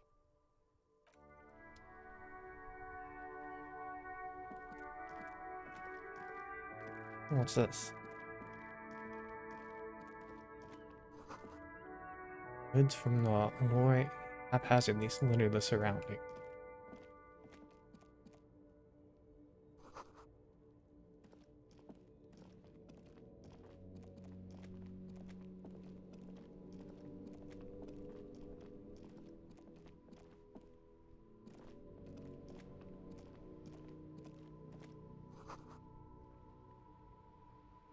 Sign reads, "Fuck the police."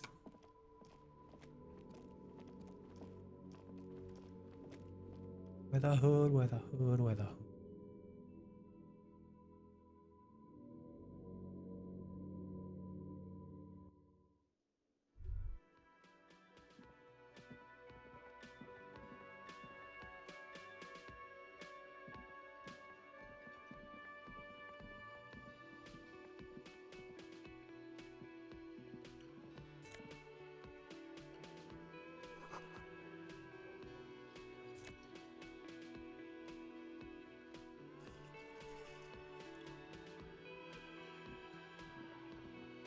Can I help you?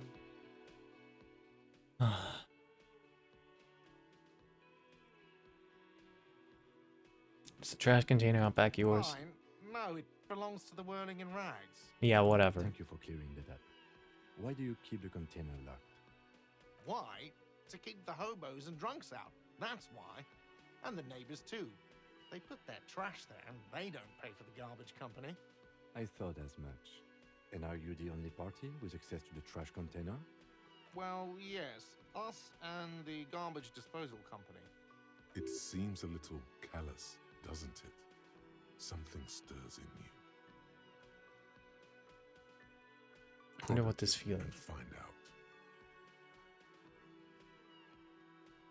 Doesn't it seem callous to you, guarding even your leftovers from the poor? Callous? What are you, Kras Mazov? Almost all establishments in Revachol keep their trash locked. The Whirling in Rags is not special in that regard. Krasmazov, nom de guerre, was an economist and a historical materialist. He was a leading figure on the Grad side of the Centennial Revolution, where he headed the 9-day government. Mazov is considered the father of scientific communism, Mazovian thought, or Mazovianism. I swear that said the 9-day government. Like that says the 11. Yum, tell me more. He killed himself. Okay. Maybe I am Krasmazov. What are we talking about? Was this not about the trash container? Yeah. Was there something you wanted? We need the keys. What for? Mazov? Are you planning to nationalize my trash container? There could be evidence in there. It concerns the case. Please cooperate. Just bring them back once you're done, please. By the way, I'm gonna sing karaoke. Absolutely out of the... Absolutely in. Yeah, it is. First we find a sad banger. Then we sing this place to shit. Your body is ready, sire.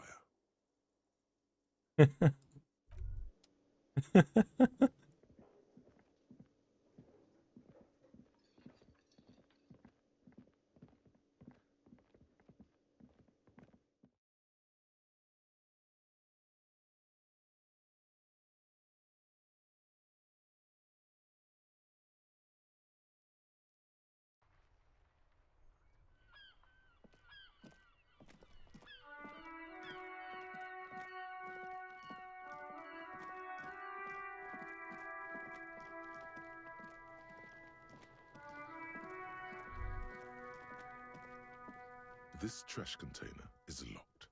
The sliding lid has a padlock that says, Whirling in Rags. When the padlock With a with the key. well-oiled crack, the lock pops open. It should now be possible to simply raise the lid. Don't. Maybe you shouldn't. What? Just the feeling. A warning from some part of you. Open the lid. The smell of rotten food rises to greet you. You see soggy cartons, dirty rags, and organic waste. We're just in time. This hasn't been emptied for over a week. Look under the boxes. You see milk and egg rest with one broken egg in it. Some pasta wrapper. Picking up the soggy packages somehow feels familiar. A box falls into pieces in your hands. Batiste Soleil cereal. There are plastic pasta packages below. And turbo noodles. Nothing of note, however. Turbo noodles? Look at the Among rags. the threadbare kitchen towels, something catches your eye. A pair of denim trousers. Grab them. As the legs of the slime-covered jeans begin to unspool from the garbage, a rank corpse smell fills the air. The victim's clothes? Cadaverine odor is faint. If these belong to the deceased, they were removed when he was still in the early stages of decay. Drop them in here, officer. Lieutenant produces a black plastic bag marked evidence from his pocket. Guitar marked blue jeans. Pockets empty or empty. He wore them with a belt, too, a white belt. The loops appear stretched, but the belt is missing. That's it. Do you see anything else in there? I have another bag here. Something slimy catches your eye. Reach for A it. drab, long-sleeved shirt, olive-colored, appears from the food waste, dripping with pus. Oh, bag the shirt. This is a military-type overgarment. No label or serial number. This is the kind of rib-knit shirt that's worn over light armor to conceal it in an urban scenario. Anything more? The rest of the rags are just kitchen variety waste. A yellow old mug that catches your eye. But other than that... Thrown out towel. A mug. That's all. Right. We should go to Gart again and ask if he knows who put the clothes in the trash. It could be as simple as someone from the hostel cleaning the yard. Or that one. I'd advise against confronting that force. I think someone from the Whirling and Rags might have been involved? Maybe? Not really. All we know is the victim's clothes are in the trash. The lid was locked and his establishment had the key. It's just a small loose thread. Okay. The lieutenant nods, then looks back into the trash container. There's the food It's waste? just organic waste, cold and slimy on your hands. Apple and potato peels, mostly. Unidentified sludge, and the occasional chicken bone thrown in for good measure. But hey, what's this? What? A blue piece of plastic sticks out from the apple peels. It's shiny. Looks like the corner of something. Free stuff. Something larger. A clipboard. A blue plastic clipboard with moist papers hanging from it. They look badly damaged, but you can still make out forms and notes, written in a man's handwriting. Officer, is that your paperwork? It can't be. Yes, it is. Look. This plastic has the RCM street grid on it. You've even got an autopsy form. If you don't mind me asking, how did this get in the trash? It must have been cramping my style. Has a foreboding quality to it. Maybe I needed to lose it. For the great bloodletting to begin. What?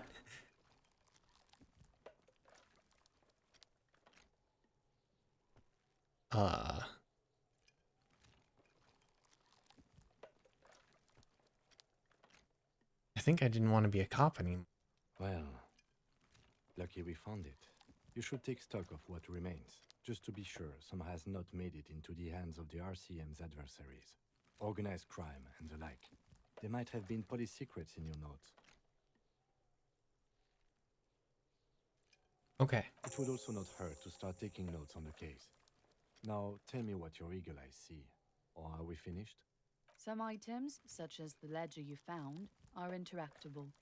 Go to your inventory and select the Interact tab to read your paperwork. Getting that mug too. You pick out a broken mug with an oddly racist depiction of the Yellow Man frolicking in saffron. Antique? Only in its social sensibility. Take the mug. You've acquired an interactable item. Investigate this item further by going to the Interact tab. The container sounds a muffled gong.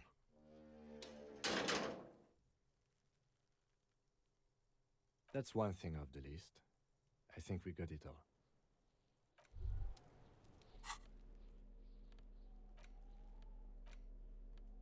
It's just a racist mug. What's there to read here? Not much. It's actually quite a lot to read into. Look at all that content. Oh boy, here we go. What are you going to say about a broken, tossed away mug that you dug out of the garbage?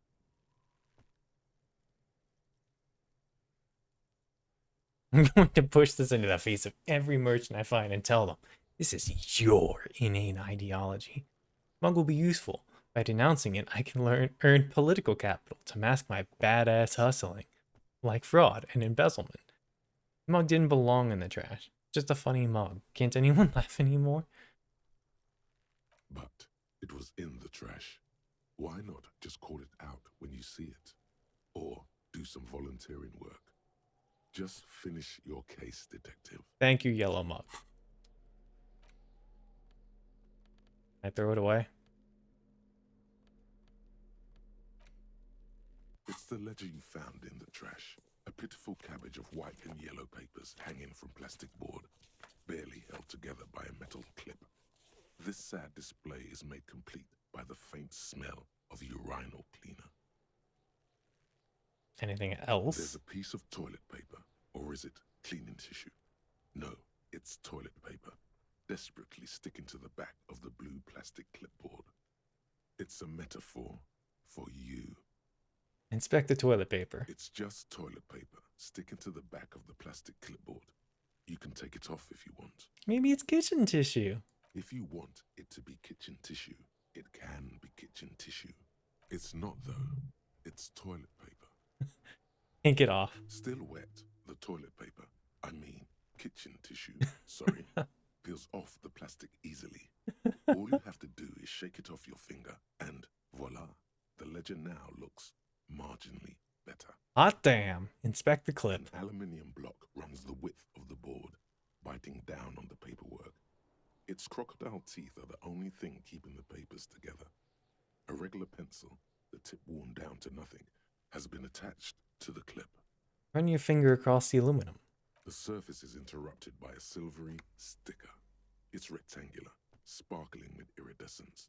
You don't know how you didn't notice it before. Hey, Lieutenant, what's this? What? That thing.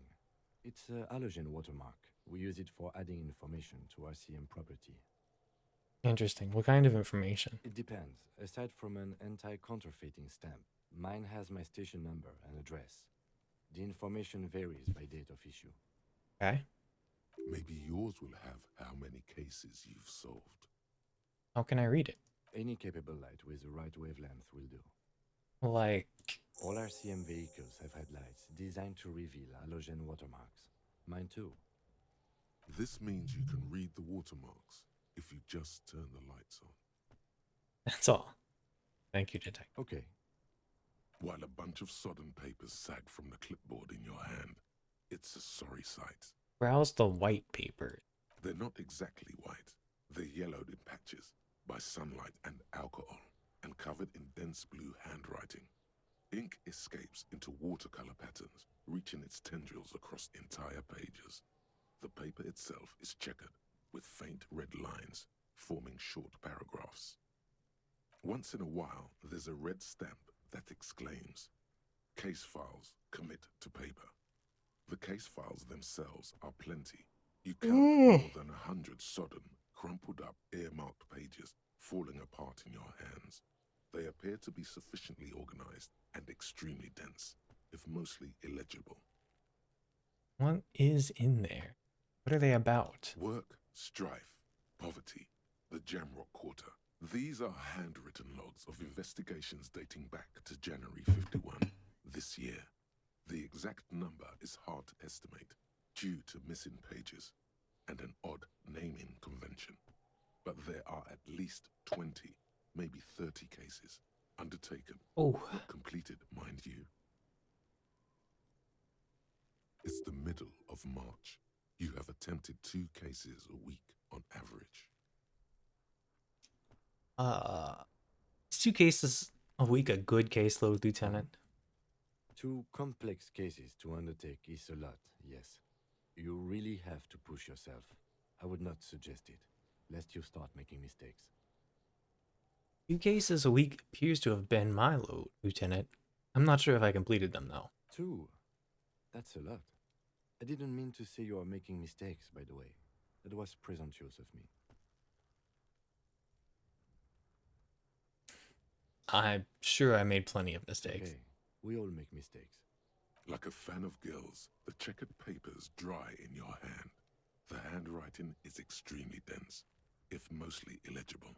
There was mention of a naming convention here. Yes, it appears you employ a, shall we say, robust yet literary system. Each investigation has its case number written on the margins. Yet, still more tellingly, most are accompanied by a name. A title, one might say even.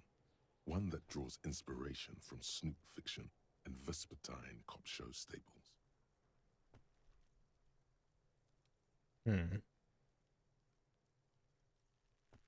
Oh my. And they're written in capital letters, too. Yes, all caps. One is called The Next World Mural. Another, The Square Bullet Hole Murders. Another yet, The Unsolvable Case. Others appear more light-hearted. The guys on a couch in an unexpected location, and the murder at the hookah parlor. Even the rare article-free collapsing tenement. Murder features prominently throughout. It's going to take an effort to piece these case files together, but it can be done. Once you're done inspecting them up close. Have to open an official case. Their room? There is, for precisely one more. 15 pages near the end remain untouched by the damage. The checkered grid forms a structure of passages, breaking the case into subtasks to accomplish. Once all the tasks are accomplished, the case is complete. Bits of paper, using the pen Lena gave you. The tasks you've completed flow out of the kind green ape pen in a brash freehand similar to the rest of the letters. The wording comes easily. It's almost robotically simple, a language developed for mental rigor and simplicity. Inspect the victim's body. Interview the cafeteria manager. It's not exactly poetry, but poetry would be out of place. Thank you, brain. Cross out the ones you've already A finished. satisfying slash sounds across the paper. You're done, it seems to say. And you, and you. Things to be done and things already done. The composition of reality. This is an extremely useful tool for a detective of the citizens' militia. Now all that remains is to name the case. Lieutenant, have you by any chance named our case? No, actually. Any ideas? The Furies are at home in the mirror. A hanged man, the setting sun, shit on a stick. Actually, I don't have one.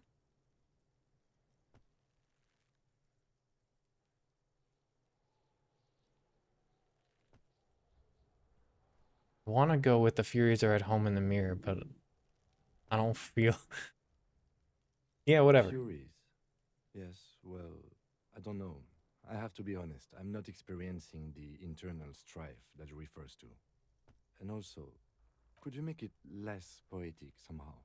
Just a normal case name, you know? Think, what would that be?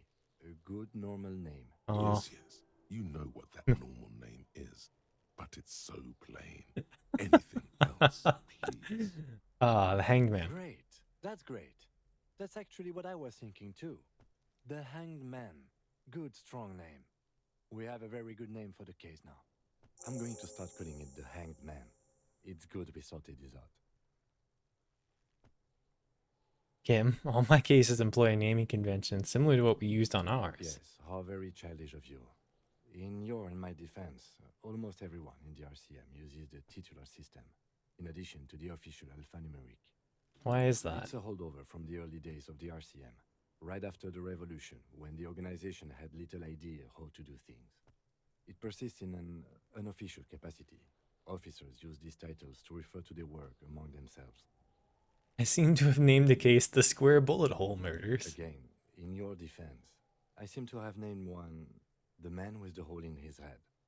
That was a real person. His death was real. Still, I named it that, to amuse myself. I pray his loved ones never find out. What happened to him? Rail spiked through the head. He died. It was a workplace accident. Okay. You don't exactly close them, so much as distance yourself from the smelly papers. They're a little further from your nose now. I read the case files now. Yes, you can piece them together using the alphanumeric code on the margin. It always begins with HDB41, then date of initialization and time of arrival on the scene, followed by the title. For example, HDB 41120111700, the next world mural. Wait. HBD 41? Weren't those officer precinct? Why, yes, your precinct number is 41. And HBD. Every last alphanumeric in the files begins with it. And these are your case files. It's safe to say HDB are your initials. Forrest B. Berenger?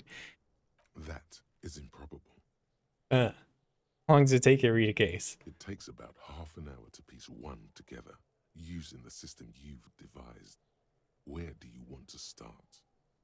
I can revisit Not this. much has changed in the meanwhile. A bunch of sodden papers still sags from the clipboard. Browse the yellow paper. In the back, you see thin, translucent copy of paper. Some neon yellow, some bright red, all covered in boxes, like marching armies. These look like official forms, waiting to be filled out. Oh, God. Then rip them from the binder and hand them out, according to type of form.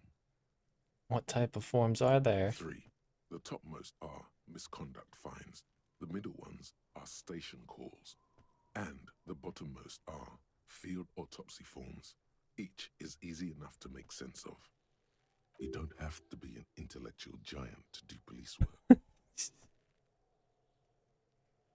Misconduct. A monetary penalization ranging from 20 to 250 real. Severe cases allow for 1,000 real, but that requires special paperwork. The details of issuing these fines are spread out over the rest of the fields. Okay. But they appear pleasantly vague. Oh, dear. These Station are call. quite sinister in tone. They give a date and time for the person to appear at the specified precinct police station. Below the call are the criminal charges you risk by not appearing. Field autopsy? A dozen pages of thin copy paper, bright red in color. You see the parameters of a deceased human form waiting to be filled in. Age, sex, condition of internal organs. Enough of these. Yes, all that remains now is to fill those forms and hand them to people. Fines for wrongdoers, interview requests for bad guys, and field autopsies to dead guys. The rest of the stinking cellulose is much worse for wear. Being sandwiched between the board and the rest of the paperwork must have spared the fragile copy of paper. Look at the clipboard. It's made of dark blue plastic, hard enough to beat someone to submission with. The edges are rounded, however.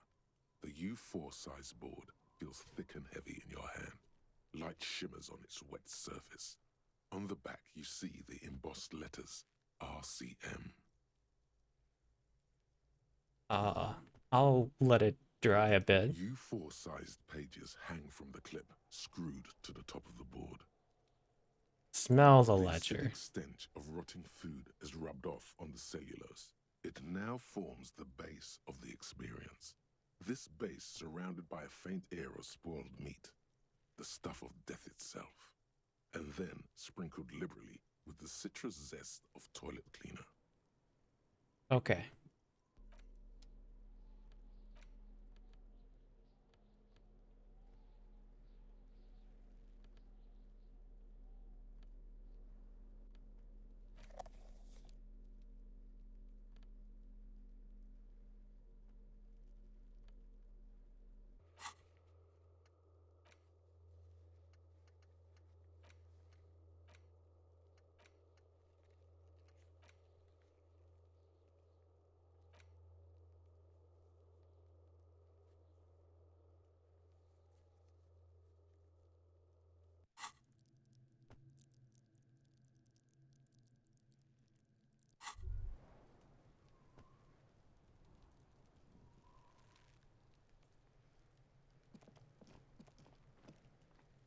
What was I doing?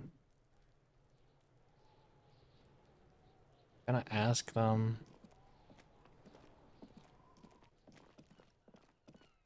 about the clothes? I don't like having this.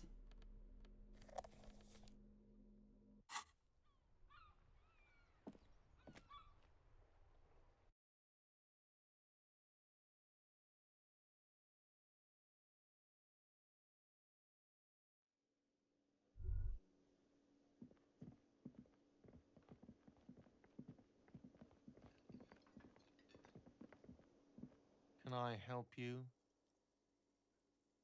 Use your key in a trash container. Thanks. I hope you found what you were looking for. I found the victim's clothes. How strange. I certainly didn't put them there. Someone on your staff have put them there? Sylvie had the keys before I got here, and I can vouch for her. I can vouch for all my staff. None of us would tamper with the crime scene. Who else has keys to the container? The trash collection service? CS Municipal. I don't see why they would put anything in the trash, though. Ah, the elusive CS Municipal. I doubt we'll be able to track down who was sent here last and when. This will have to be one of those little threats that solves itself down the road. On Clinton Street, near the Boogie Street Diamond, a small truck rattles down an alleyway. It stops by a rusted trash container. Two men, their faces rough and swollen, jump out. They look at the container despondently. CSM is written on their backs. Oh shit, world building. Thank you anyway. Yes?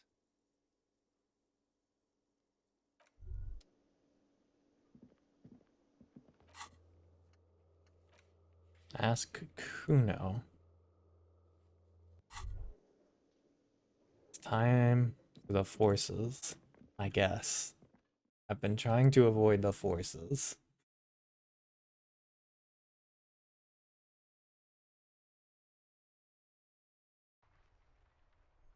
Okay. Just kids. Wait a second. I can't believe it's snowing. It felt like springtime just a few days ago. We need direction. Of course. Where to? Where am I? What do you mean? I'm a bit disoriented.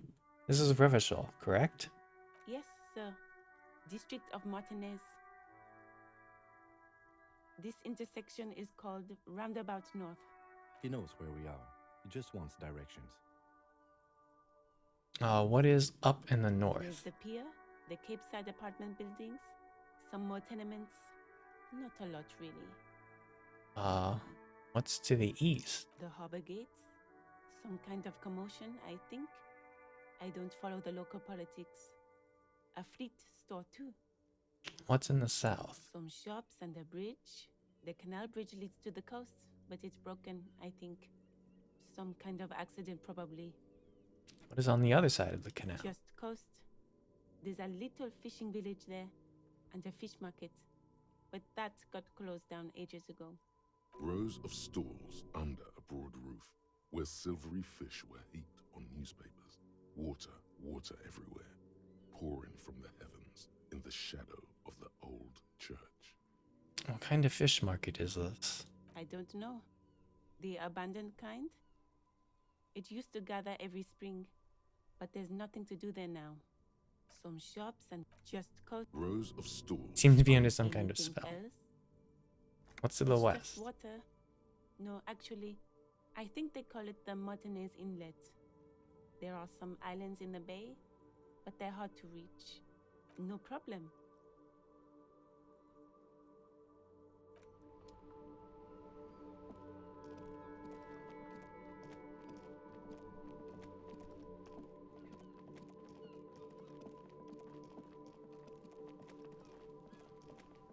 Of forces.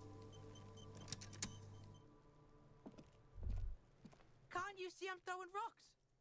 Look, I have questions for Alright, you. entertain the Kuno. Show me what you got. What you got there? What you got, huh? Show me what you got. God. Irregular speech patterns. Overconfidence. Could this kid be on drugs? This warrants further investigation into this Kuno.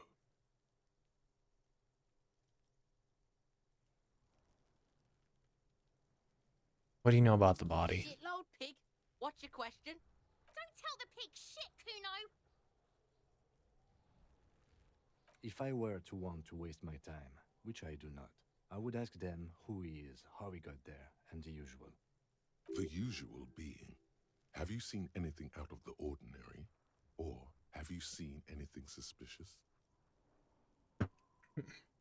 Do you know who he was? Kuno's fuck imp. Kuno uses the fuck imp for target practice. He's trying to hide the fact that he doesn't know. I meant who he was before he died. Kuno knows what you meant. Kuno's not a snitch. That's all. Trying to make Kuno sing into the popo phone. Do you know how it got up there? Probably climbed. Kuno was busy down the road when that shit went down. You didn't see it happening. You heard Kuno. Kuno wasn't even in Martinez. Kuno wasn't in Revachol. Kuno wasn't regional. Oh, okay, where'd you go then? I don't know. Some fucking Mesk or I don't know. Some other place. Night City. Kuno was in fucking Night City. There is no Night City anywhere. That sounds like the name of a city in some pulp science fiction novel. Right, whatever. I'm not arguing with a child. Yeah. Kuno didn't smoke him if that's what you mean. Thanks, Kuno. That's one name you can now cross off the list. Thanks, brain. Have you seen anyone suspicious around? Just a couple of pigs sniffing around in the dirt. That seems pretty fucking suspicious to Kuno. Yeah, you tell the faggoty, Kuno! What? Looks like you're a fagari now, whatever that means. The suspicious question doesn't really work in antagonistic situations. More on this later. Let's talk about something You're else. testing Kuno's patience here. I don't give a shit. Get lost! You! I'm gonna hit you with my fists. No. You kids play often in this yard? Right, pig. This is where Kuno plays with his little wooden choo-choo. What do you want with it? The dead man's clothes were in the trash container. How did they get there? Kuno doesn't know shit about that. That shit is beneath Kuno. Right. Shoot that shit at Kuno, dumpster diver. That ladder yours? No, it's not fucking Kuno's. It's ancient. Look at it. He thinks you're fucking fool, Kuno! He says you climb the ladder up to your magic tree house. Yeah. Get the fuck out of here, pig. Kuno doesn't have a magic tree house. What's in the greenhouse over there? Dunno. Kiptas gardener used to work there. Kipt is a pejorative term used to describe people of South Seminese or Erie-Uppergite descent. It used to be a common first name among the Erie-Uppergites of Ilmara. Not so much anymore. Hold on, the gardener used to work there? Yeah, that's what Kuno said. She couldn't handle the heat, so she took off. Kuno can take it. Shit's nothing to Kuno. You mean the young woman by the whirling in rags? That gardener? Look, Kuno Kuno doesn't explain shit. Kuno just says shit. Clearly. Yeah, her. What was she doing in the greenhouse in March anyway? What kind of gardening is done in March? I should ask her about it. Yes, it seems suspicious. You don't like things being like that. Suspicious.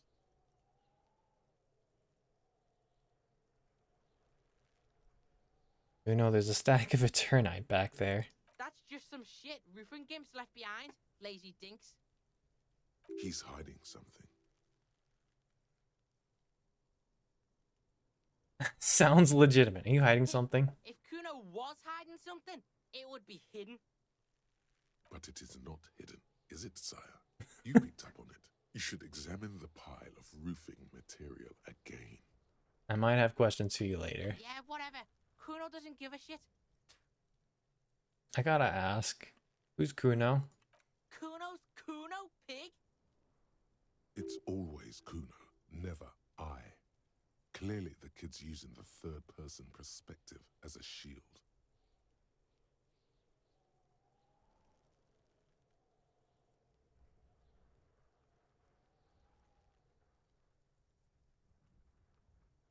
So you refer to yourself in the third person? The fuck are you calling a third person?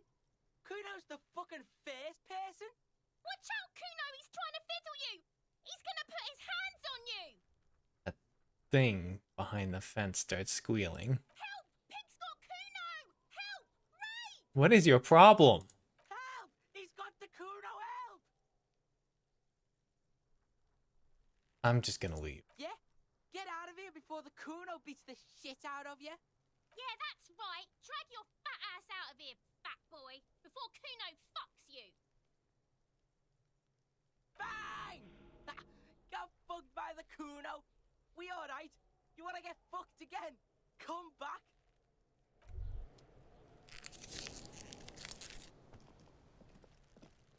The forces. Can I just punch that kid in the face next time? I think that would solve a lot of problems. Inconspicuous pile of the roofing material, Eternite. John must have taken another look. Because there's a secret door hidden behind the panels of Eternite. That's why they're too orderly. Ah, push the panels There it is. aside. You see a shabby little door.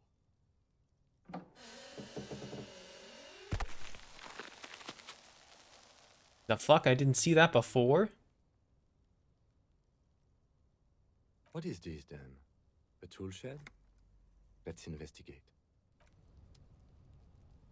Am I dumb? Part of the board was missing.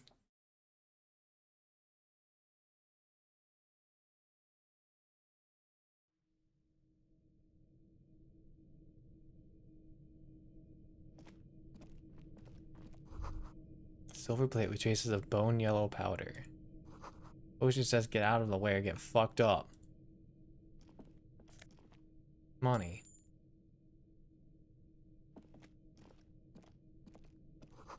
Empty tomb of Magnesolum. Chair. Cured pig's head. Looks mummified. This thing.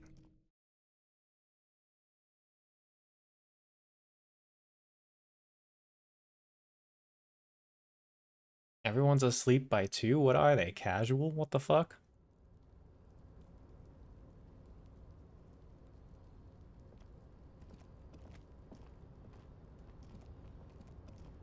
Oh. Okay, well. I thought we were just gonna look at it. Wait, that's still way back.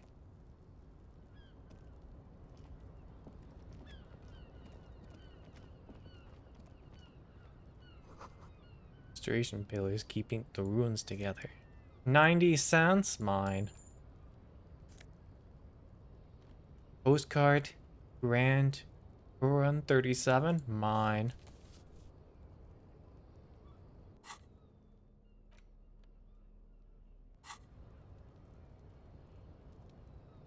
Whatever's happening here, the doorway's going to collapse soon. Mine.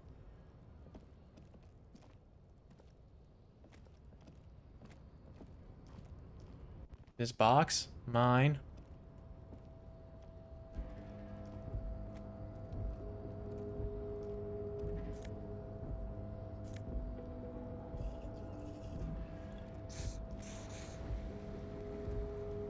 Looks like someone left his tarpaulin cloak hanging on the railing here. Look, Lieutenant, someone left his coat behind. Yes, it's probably yours. It bears the RCM insignia, and you have a habit of being careless with your equipment. He judges the drop. You could probably make the jump. You look like you've done some track and field in your day. Look around. The wind is aggressive up here. The lieutenant looks at the enormous crane towering in the distance over the container yard. Then he turns back to the sad piece of fabric flapping in the wind. 8%. What exactly are we doing up here? What are we doing? We're awfully close to breaking into the industrial harbor. They're bound to have information for us. I thought that was our intention. Oh. Or it could be that we are just exploring. Did I go for it? The cloak? I do think it's yours, yes. As to whether you should go for it, well, it doesn't seem too dangerous. 2 meter stops. Whenever you're ready to do it, I'll be right behind you. The cloak looks like a bag of goodies floating in the wind. Who knows what its pockets may hide? 8%? You know what? It's only a couple meters. As you leap in the air, Oh! a chilly breeze engulfs you, sharpening your sense. Oh! We did it? Let your senses take in the world around you. Ankles tingling from the tension, blood roaring in your ears. You are ready for your rendezvous with the concrete pavement below. Martinez goes about its daily routine as you soar through the air. The loud voices of protesters mix with the engine sounds from the traffic jam. Waves crash against the pier, and dense, salty sea air fills your lungs. Don't let go of the moment yet. The corpse is dominating the yard, and the stench is nauseating. Even so far from the epicenter, it brings tears to your eyes. Continue the voyage. As the concrete floor welcomes you, you realize it's been a while since you felt so alive. Hell yeah. Capable. Must be the adrenaline. I knew you could do it. My climbing down might not have been as disco as your jump, but at least we can explore the harbor now. With your feet firmly planted on the concrete, the noise of the harbor rushes back in.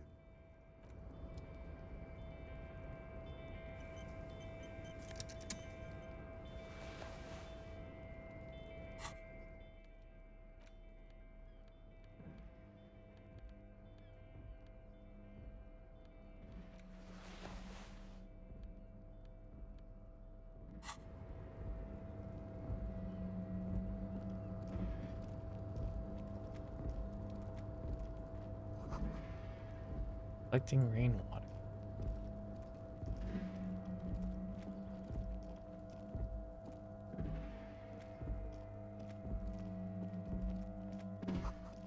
At least 3 packs worth of cigarette butts. Numerous empty bottles of Commodore Red and potent Pilsner. This is the night watchman's booth. The name on the door reads, René Arnaud. Listen, it's okay to take a few minutes to yourself. Sit down and have a breather. Gonna take a quick look inside. If you must. But please hurry. We are pretty easy to spot up here. Okay. Nothing incriminating catches your eye. The cabinets are clean and their sparse contents meticulously organized. There's a framed photograph on the table. Okay. Let's get going. The entire neighborhood can see us up here. Okay.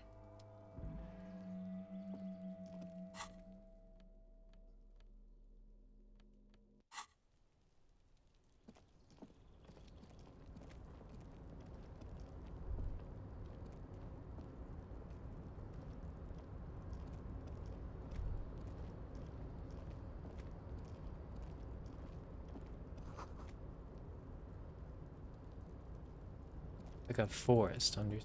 Huh?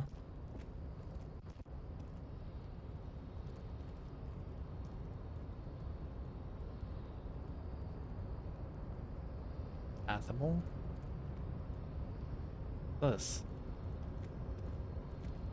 A rusting control panel with several knobs. 2 buttons marked Marsh and Arrête are faded with use. It seems to control the large crane above. A container is attached to its hook block. Marsh. On. Arrête. Off. Marsh. With a loud grind, the crane shifts overhead, moving a massive metal container through the air.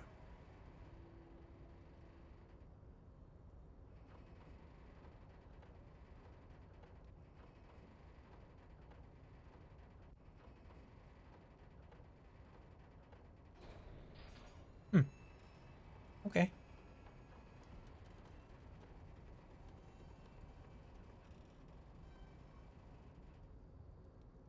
And with a surprisingly quiet thunk, the crane places the container down. The harbor sleeps as the strike rages in the distance. The crane can rest again, now that its purpose has been fulfilled. Purpose? What do you mean? Moving this container, of course. For this purpose it was built. For this purpose it has acted. And now it will rest. Okay. I can't see how that was worth the wreckers, except for seeing the crane in action, which I admit was satisfying. Cool.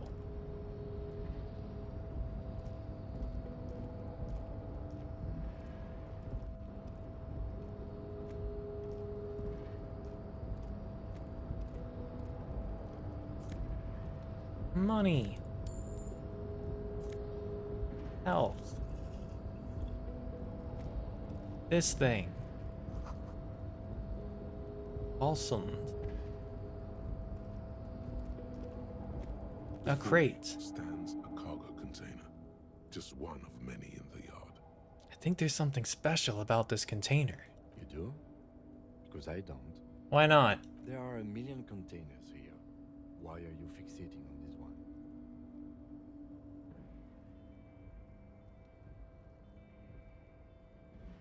I don't know, it just feels special. It's a cargo container, detective, just like all the others. We are not here to interact with containers. We are here to talk to the Union, right? Knock on the door. Reply. Open the door. You attempt to turn the handle, to no avail.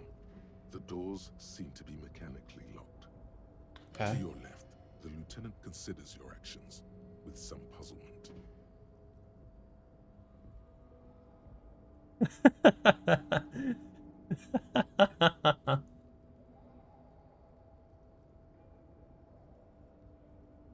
Listen.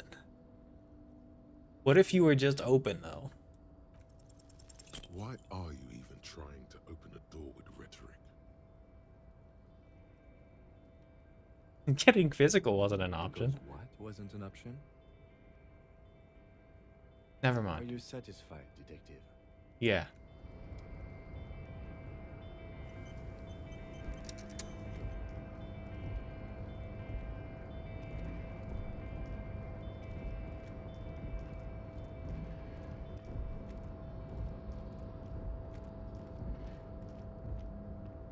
Oh, what's this?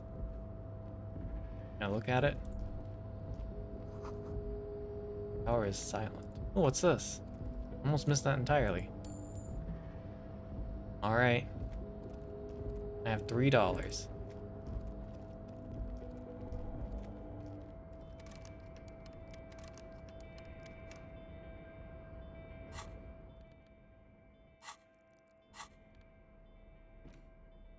Hang on. Is this a pry bar or a chain cutter thing?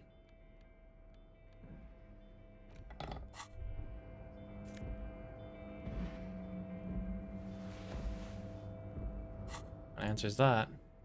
Do I have gloves? I do now. Half-light.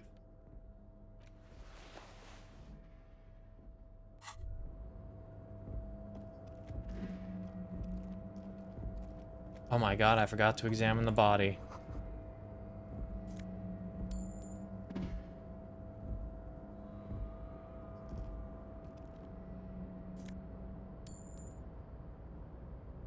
Container?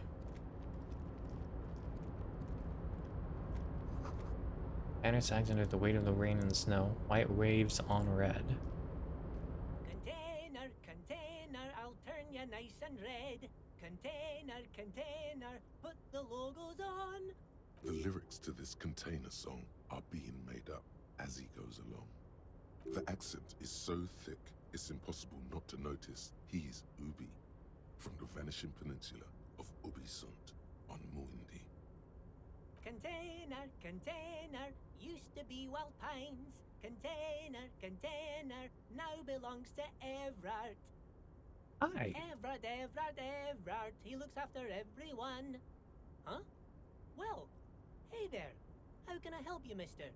I see you are not a union man, mister. Did you get lost? You're not one of them scabs, are you? Oh god, no. I mean, I don't personally mind. Folks is just folks, you know, and folks gotta eat. Just some of the other guys don't look too kindly on the scabbing kind, if you know what I mean, mister. What?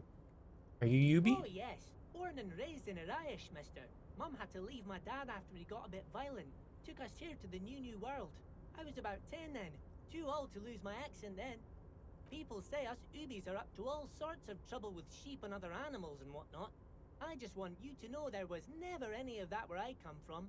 No, sir. What the Those fuck? are just nasty rumors. Thank you for clarifying that, sir. What are you doing to the containers? Oh, I'm just making some covers for them containers here. Yes, I am. Yes, I am. So it's easier for the crane operators to spot them. Alright, Logic, what's going on here? Everything is so pretty and red. You and Fuck Leo are knows. brothers as you glance around with similar childlike wonder. Yeah, it's so much prettier than drabble with green. Mister? Sure is. Really livens up the place. Yes, it does. Yes, it does. I had to break this bonding moment, but the red containers mean they are replacing the company livery with the union livery, which means this strike isn't gonna stop anytime soon. Where's everyone? Oh, most of the guys are down at the gates, keeping the scabs from coming in. We're on a strike. The whole union is. You don't have to work when you're on strike. Ha! We haven't worked for 2 months now. So no one is working? Not everyone is down there, of course. Mr. Everard is in his office, where he always is, and Jean-Luc is guarding the gate. But Titus and his boys got into some drunken trouble and Everard sent them on a nice vacation for a week or so. What kind of trouble did they get into? Oh, I'm not really supposed to talk about that. That's union business. Him and his boys stirred up something in town. Probably drank too much and got into a fight or something. I heard Mr. Everett telling them to take some time off. What did they actually do? I guess the boys got a bit too rowdy and had to let out some steam. I don't really know the details. That's just how boys are, you know. I haven't been in a fight since I was in middle school. Interesting. Easy, Leo. Let's keep this on the hard ease. Look at him. It's not going to be anything useful anyway. Don't fight it. Better to go with the flow. What kind of fight did they get into? They kill a mercenary? Too late. Leo's mouth is still moving, and the words are spewing forth. Words, words, and look, even more words. Even more Go words. on till the end of days.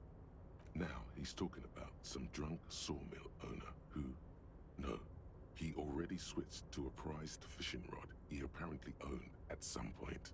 You know what? Just cut in there with your questions. You work here? Yes, yes. Everybody needs a job, and this is mine. I'm Leonard, by the way. Leonard Bellick. But everyone calls me Leo. I'm like Mr. Everett's right-hand man when Mr. Edgar is out of town, and Mr. Edgar's right-hand man when Mr. Everett is away. Actually, Miss Beaufort is the right-hand man, but she's a lady. Who is this, Miss Beaufort? A real pretty lady with a skin like those Douai Sucre candy bars my missus likes so much. Them are real nice to suckle on once the dinner is done and me and the missus sit down besides the radio. Okay. But I can't listen to the radio all the time. There's so much to do around here and I'm always busy keeping things running here. Yes, I am. Yes, I am. Who's this Miss Beaufort again? Oh, Lizzie. She is is a real sharp tool.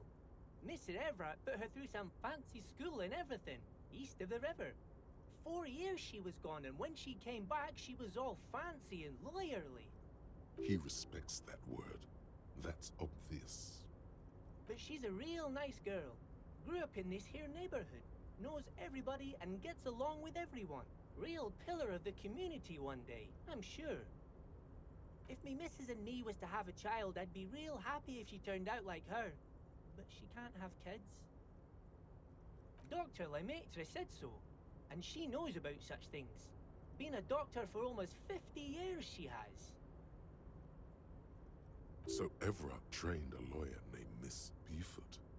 Interesting. I think you're doing a great job, Leo. Yes, this place really seems to run like clockwork. Keep it up, Leo. Well, thanks a lot. Coming from you, it means a lot, really. Sometimes I feel some of the guys don't really get how much I bust my ass for them here. But you guys are alright. In the container over there. Oh, that one. That should be empty as far as I know. Lots of containers here have nothing in them. They're just waiting to be loaded up. Told you. Looking for the leader of the dock workers union. Oh, you want Mr. Everett then? He's an awfully nice fellow, he is. Him and his brother are both nice fellows. They've lived their entire lives in this here neighborhood. Trying to do the face. Guys like Mr. Everett and Mr. Edgar, his brother, are real good guys. Made Martinez what it is today. Mr. Everett and Mr. Edgar and I went to the same school. Had it for a second. When we were boys. Easy, Leo. I just want to know where I can find this man. Oh, Mr. Everett is where he always is. In his office, of course. Ah, okay, I'm off. Bye-bye now.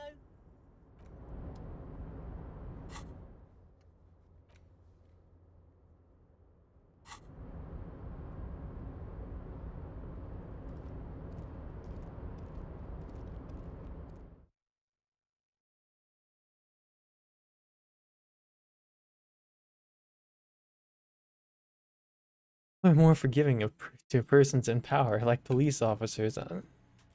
Feel lukewarm. They're made of pallets leading up. Swordfish.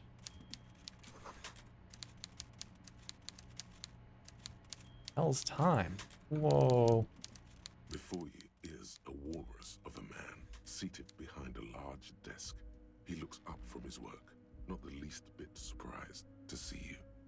With great effort, he straightens himself up in his chair, yet says nothing. Leave without He comment. simply stares at you. Just like show up. You know what? Not this one. You in charge of the dock workers? Welcome, Mr. Dubois, Mr. Kitsuragi. It's good of you two to stop by. Please, have a seat. I'm Everett Clare, head of the Debarders Union here in Martinez. I'd offer you my hand, but unfortunately my health prevents me from getting up. You understand? He looks extremely comfortable. The tiny folding chair, on the other hand, looks like a torture device. You go ahead, detective. Whatever he has in store for you, it can't be good, he thinks. I'll do my best. Forget about that. What's with this Dubois stuff? You're getting some seriously bad vibes from that name. I'd rather stand. Please, Mr. Dubois, let us converse in a civilized manner, as equals. Take a seat. I insist.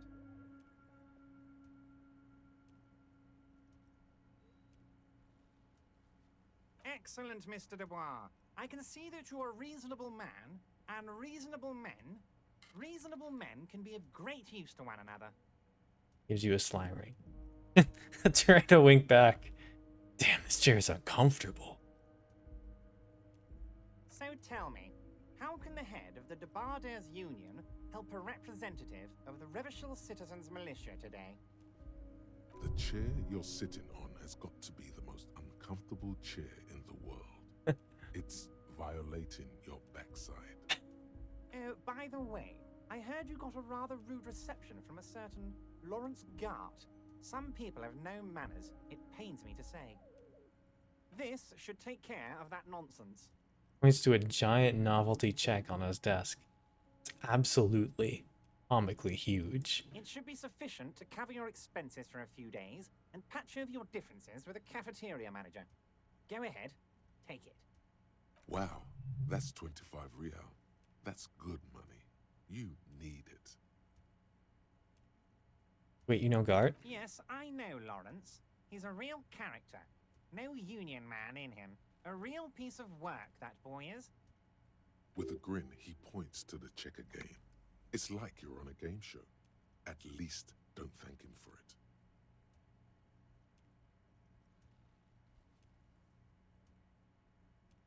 Okay. Is there anything you'd like to say to me?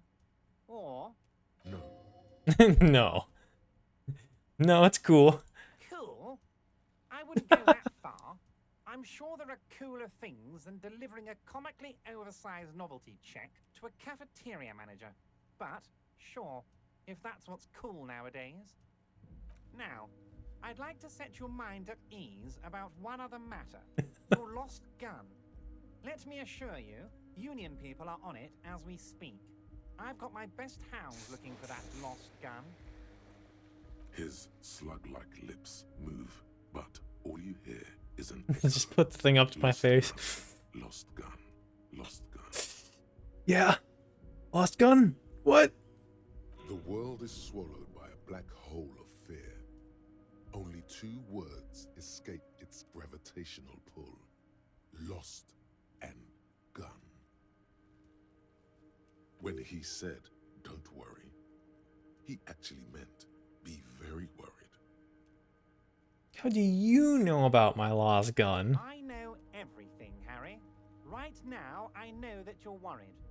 Don't be worried. Everything's going to be all right. It's not like you left it loaded. You didn't lose a loaded gun. Local children aren't out there playing with it right now, pointing it into their own mouths. It's in a safe place. I just know it. I have a feeling everything's going to be all right. It was loaded. There were 2 bullets in it. You always keep at least 2 barrels loaded. Didn't say thanks for it. The chair is killing you.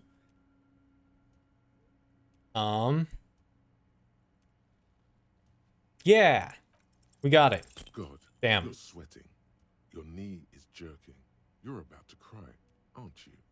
You're about to cry because you lost your gun and those children are gonna shoot themselves with it. So what? Men can cry too. You want to cry? God, you're weak. Whatever you do, don't cry. He'll think you're disgusting. Mr. Dubois, you don't look so good.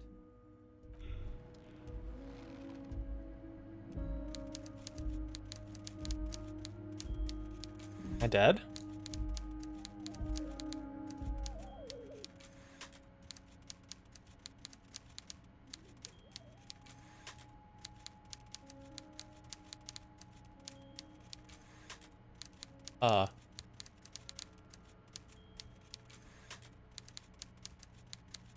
Despair creeps into you, getting fat on your weakness.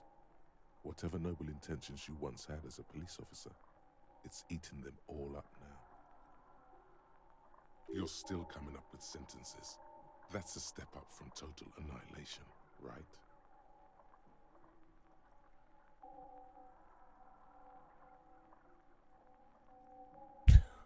Oh shit. Seriously running out of shits to give. Like corpses hanging on trees. I'm quitting. Fuck you. Wasted my life protecting humans. They don't deserve it. I'm done. No one even likes cops. Oh, it's fucking dead. Fuck you. Fuck you.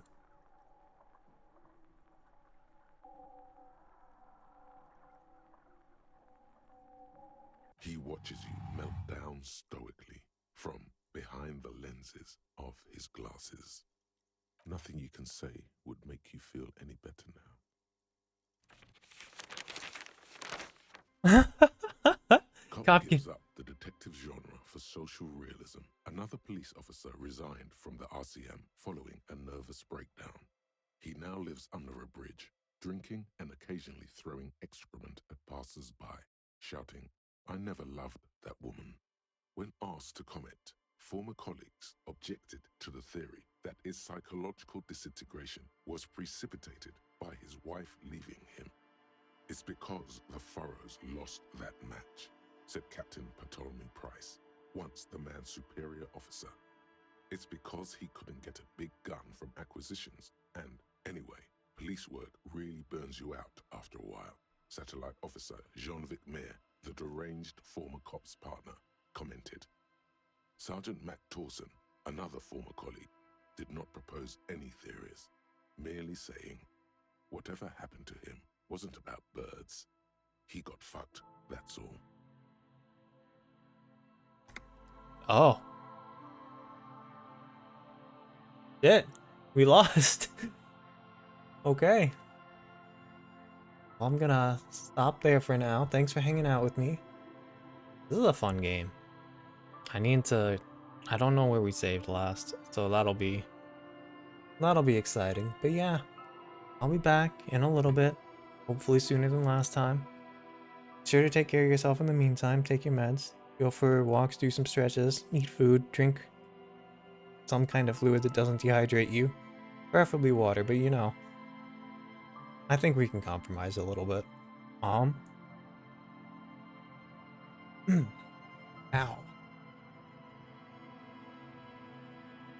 I don't know what the next stream will be. It'll be something. But yeah, take care in the meantime.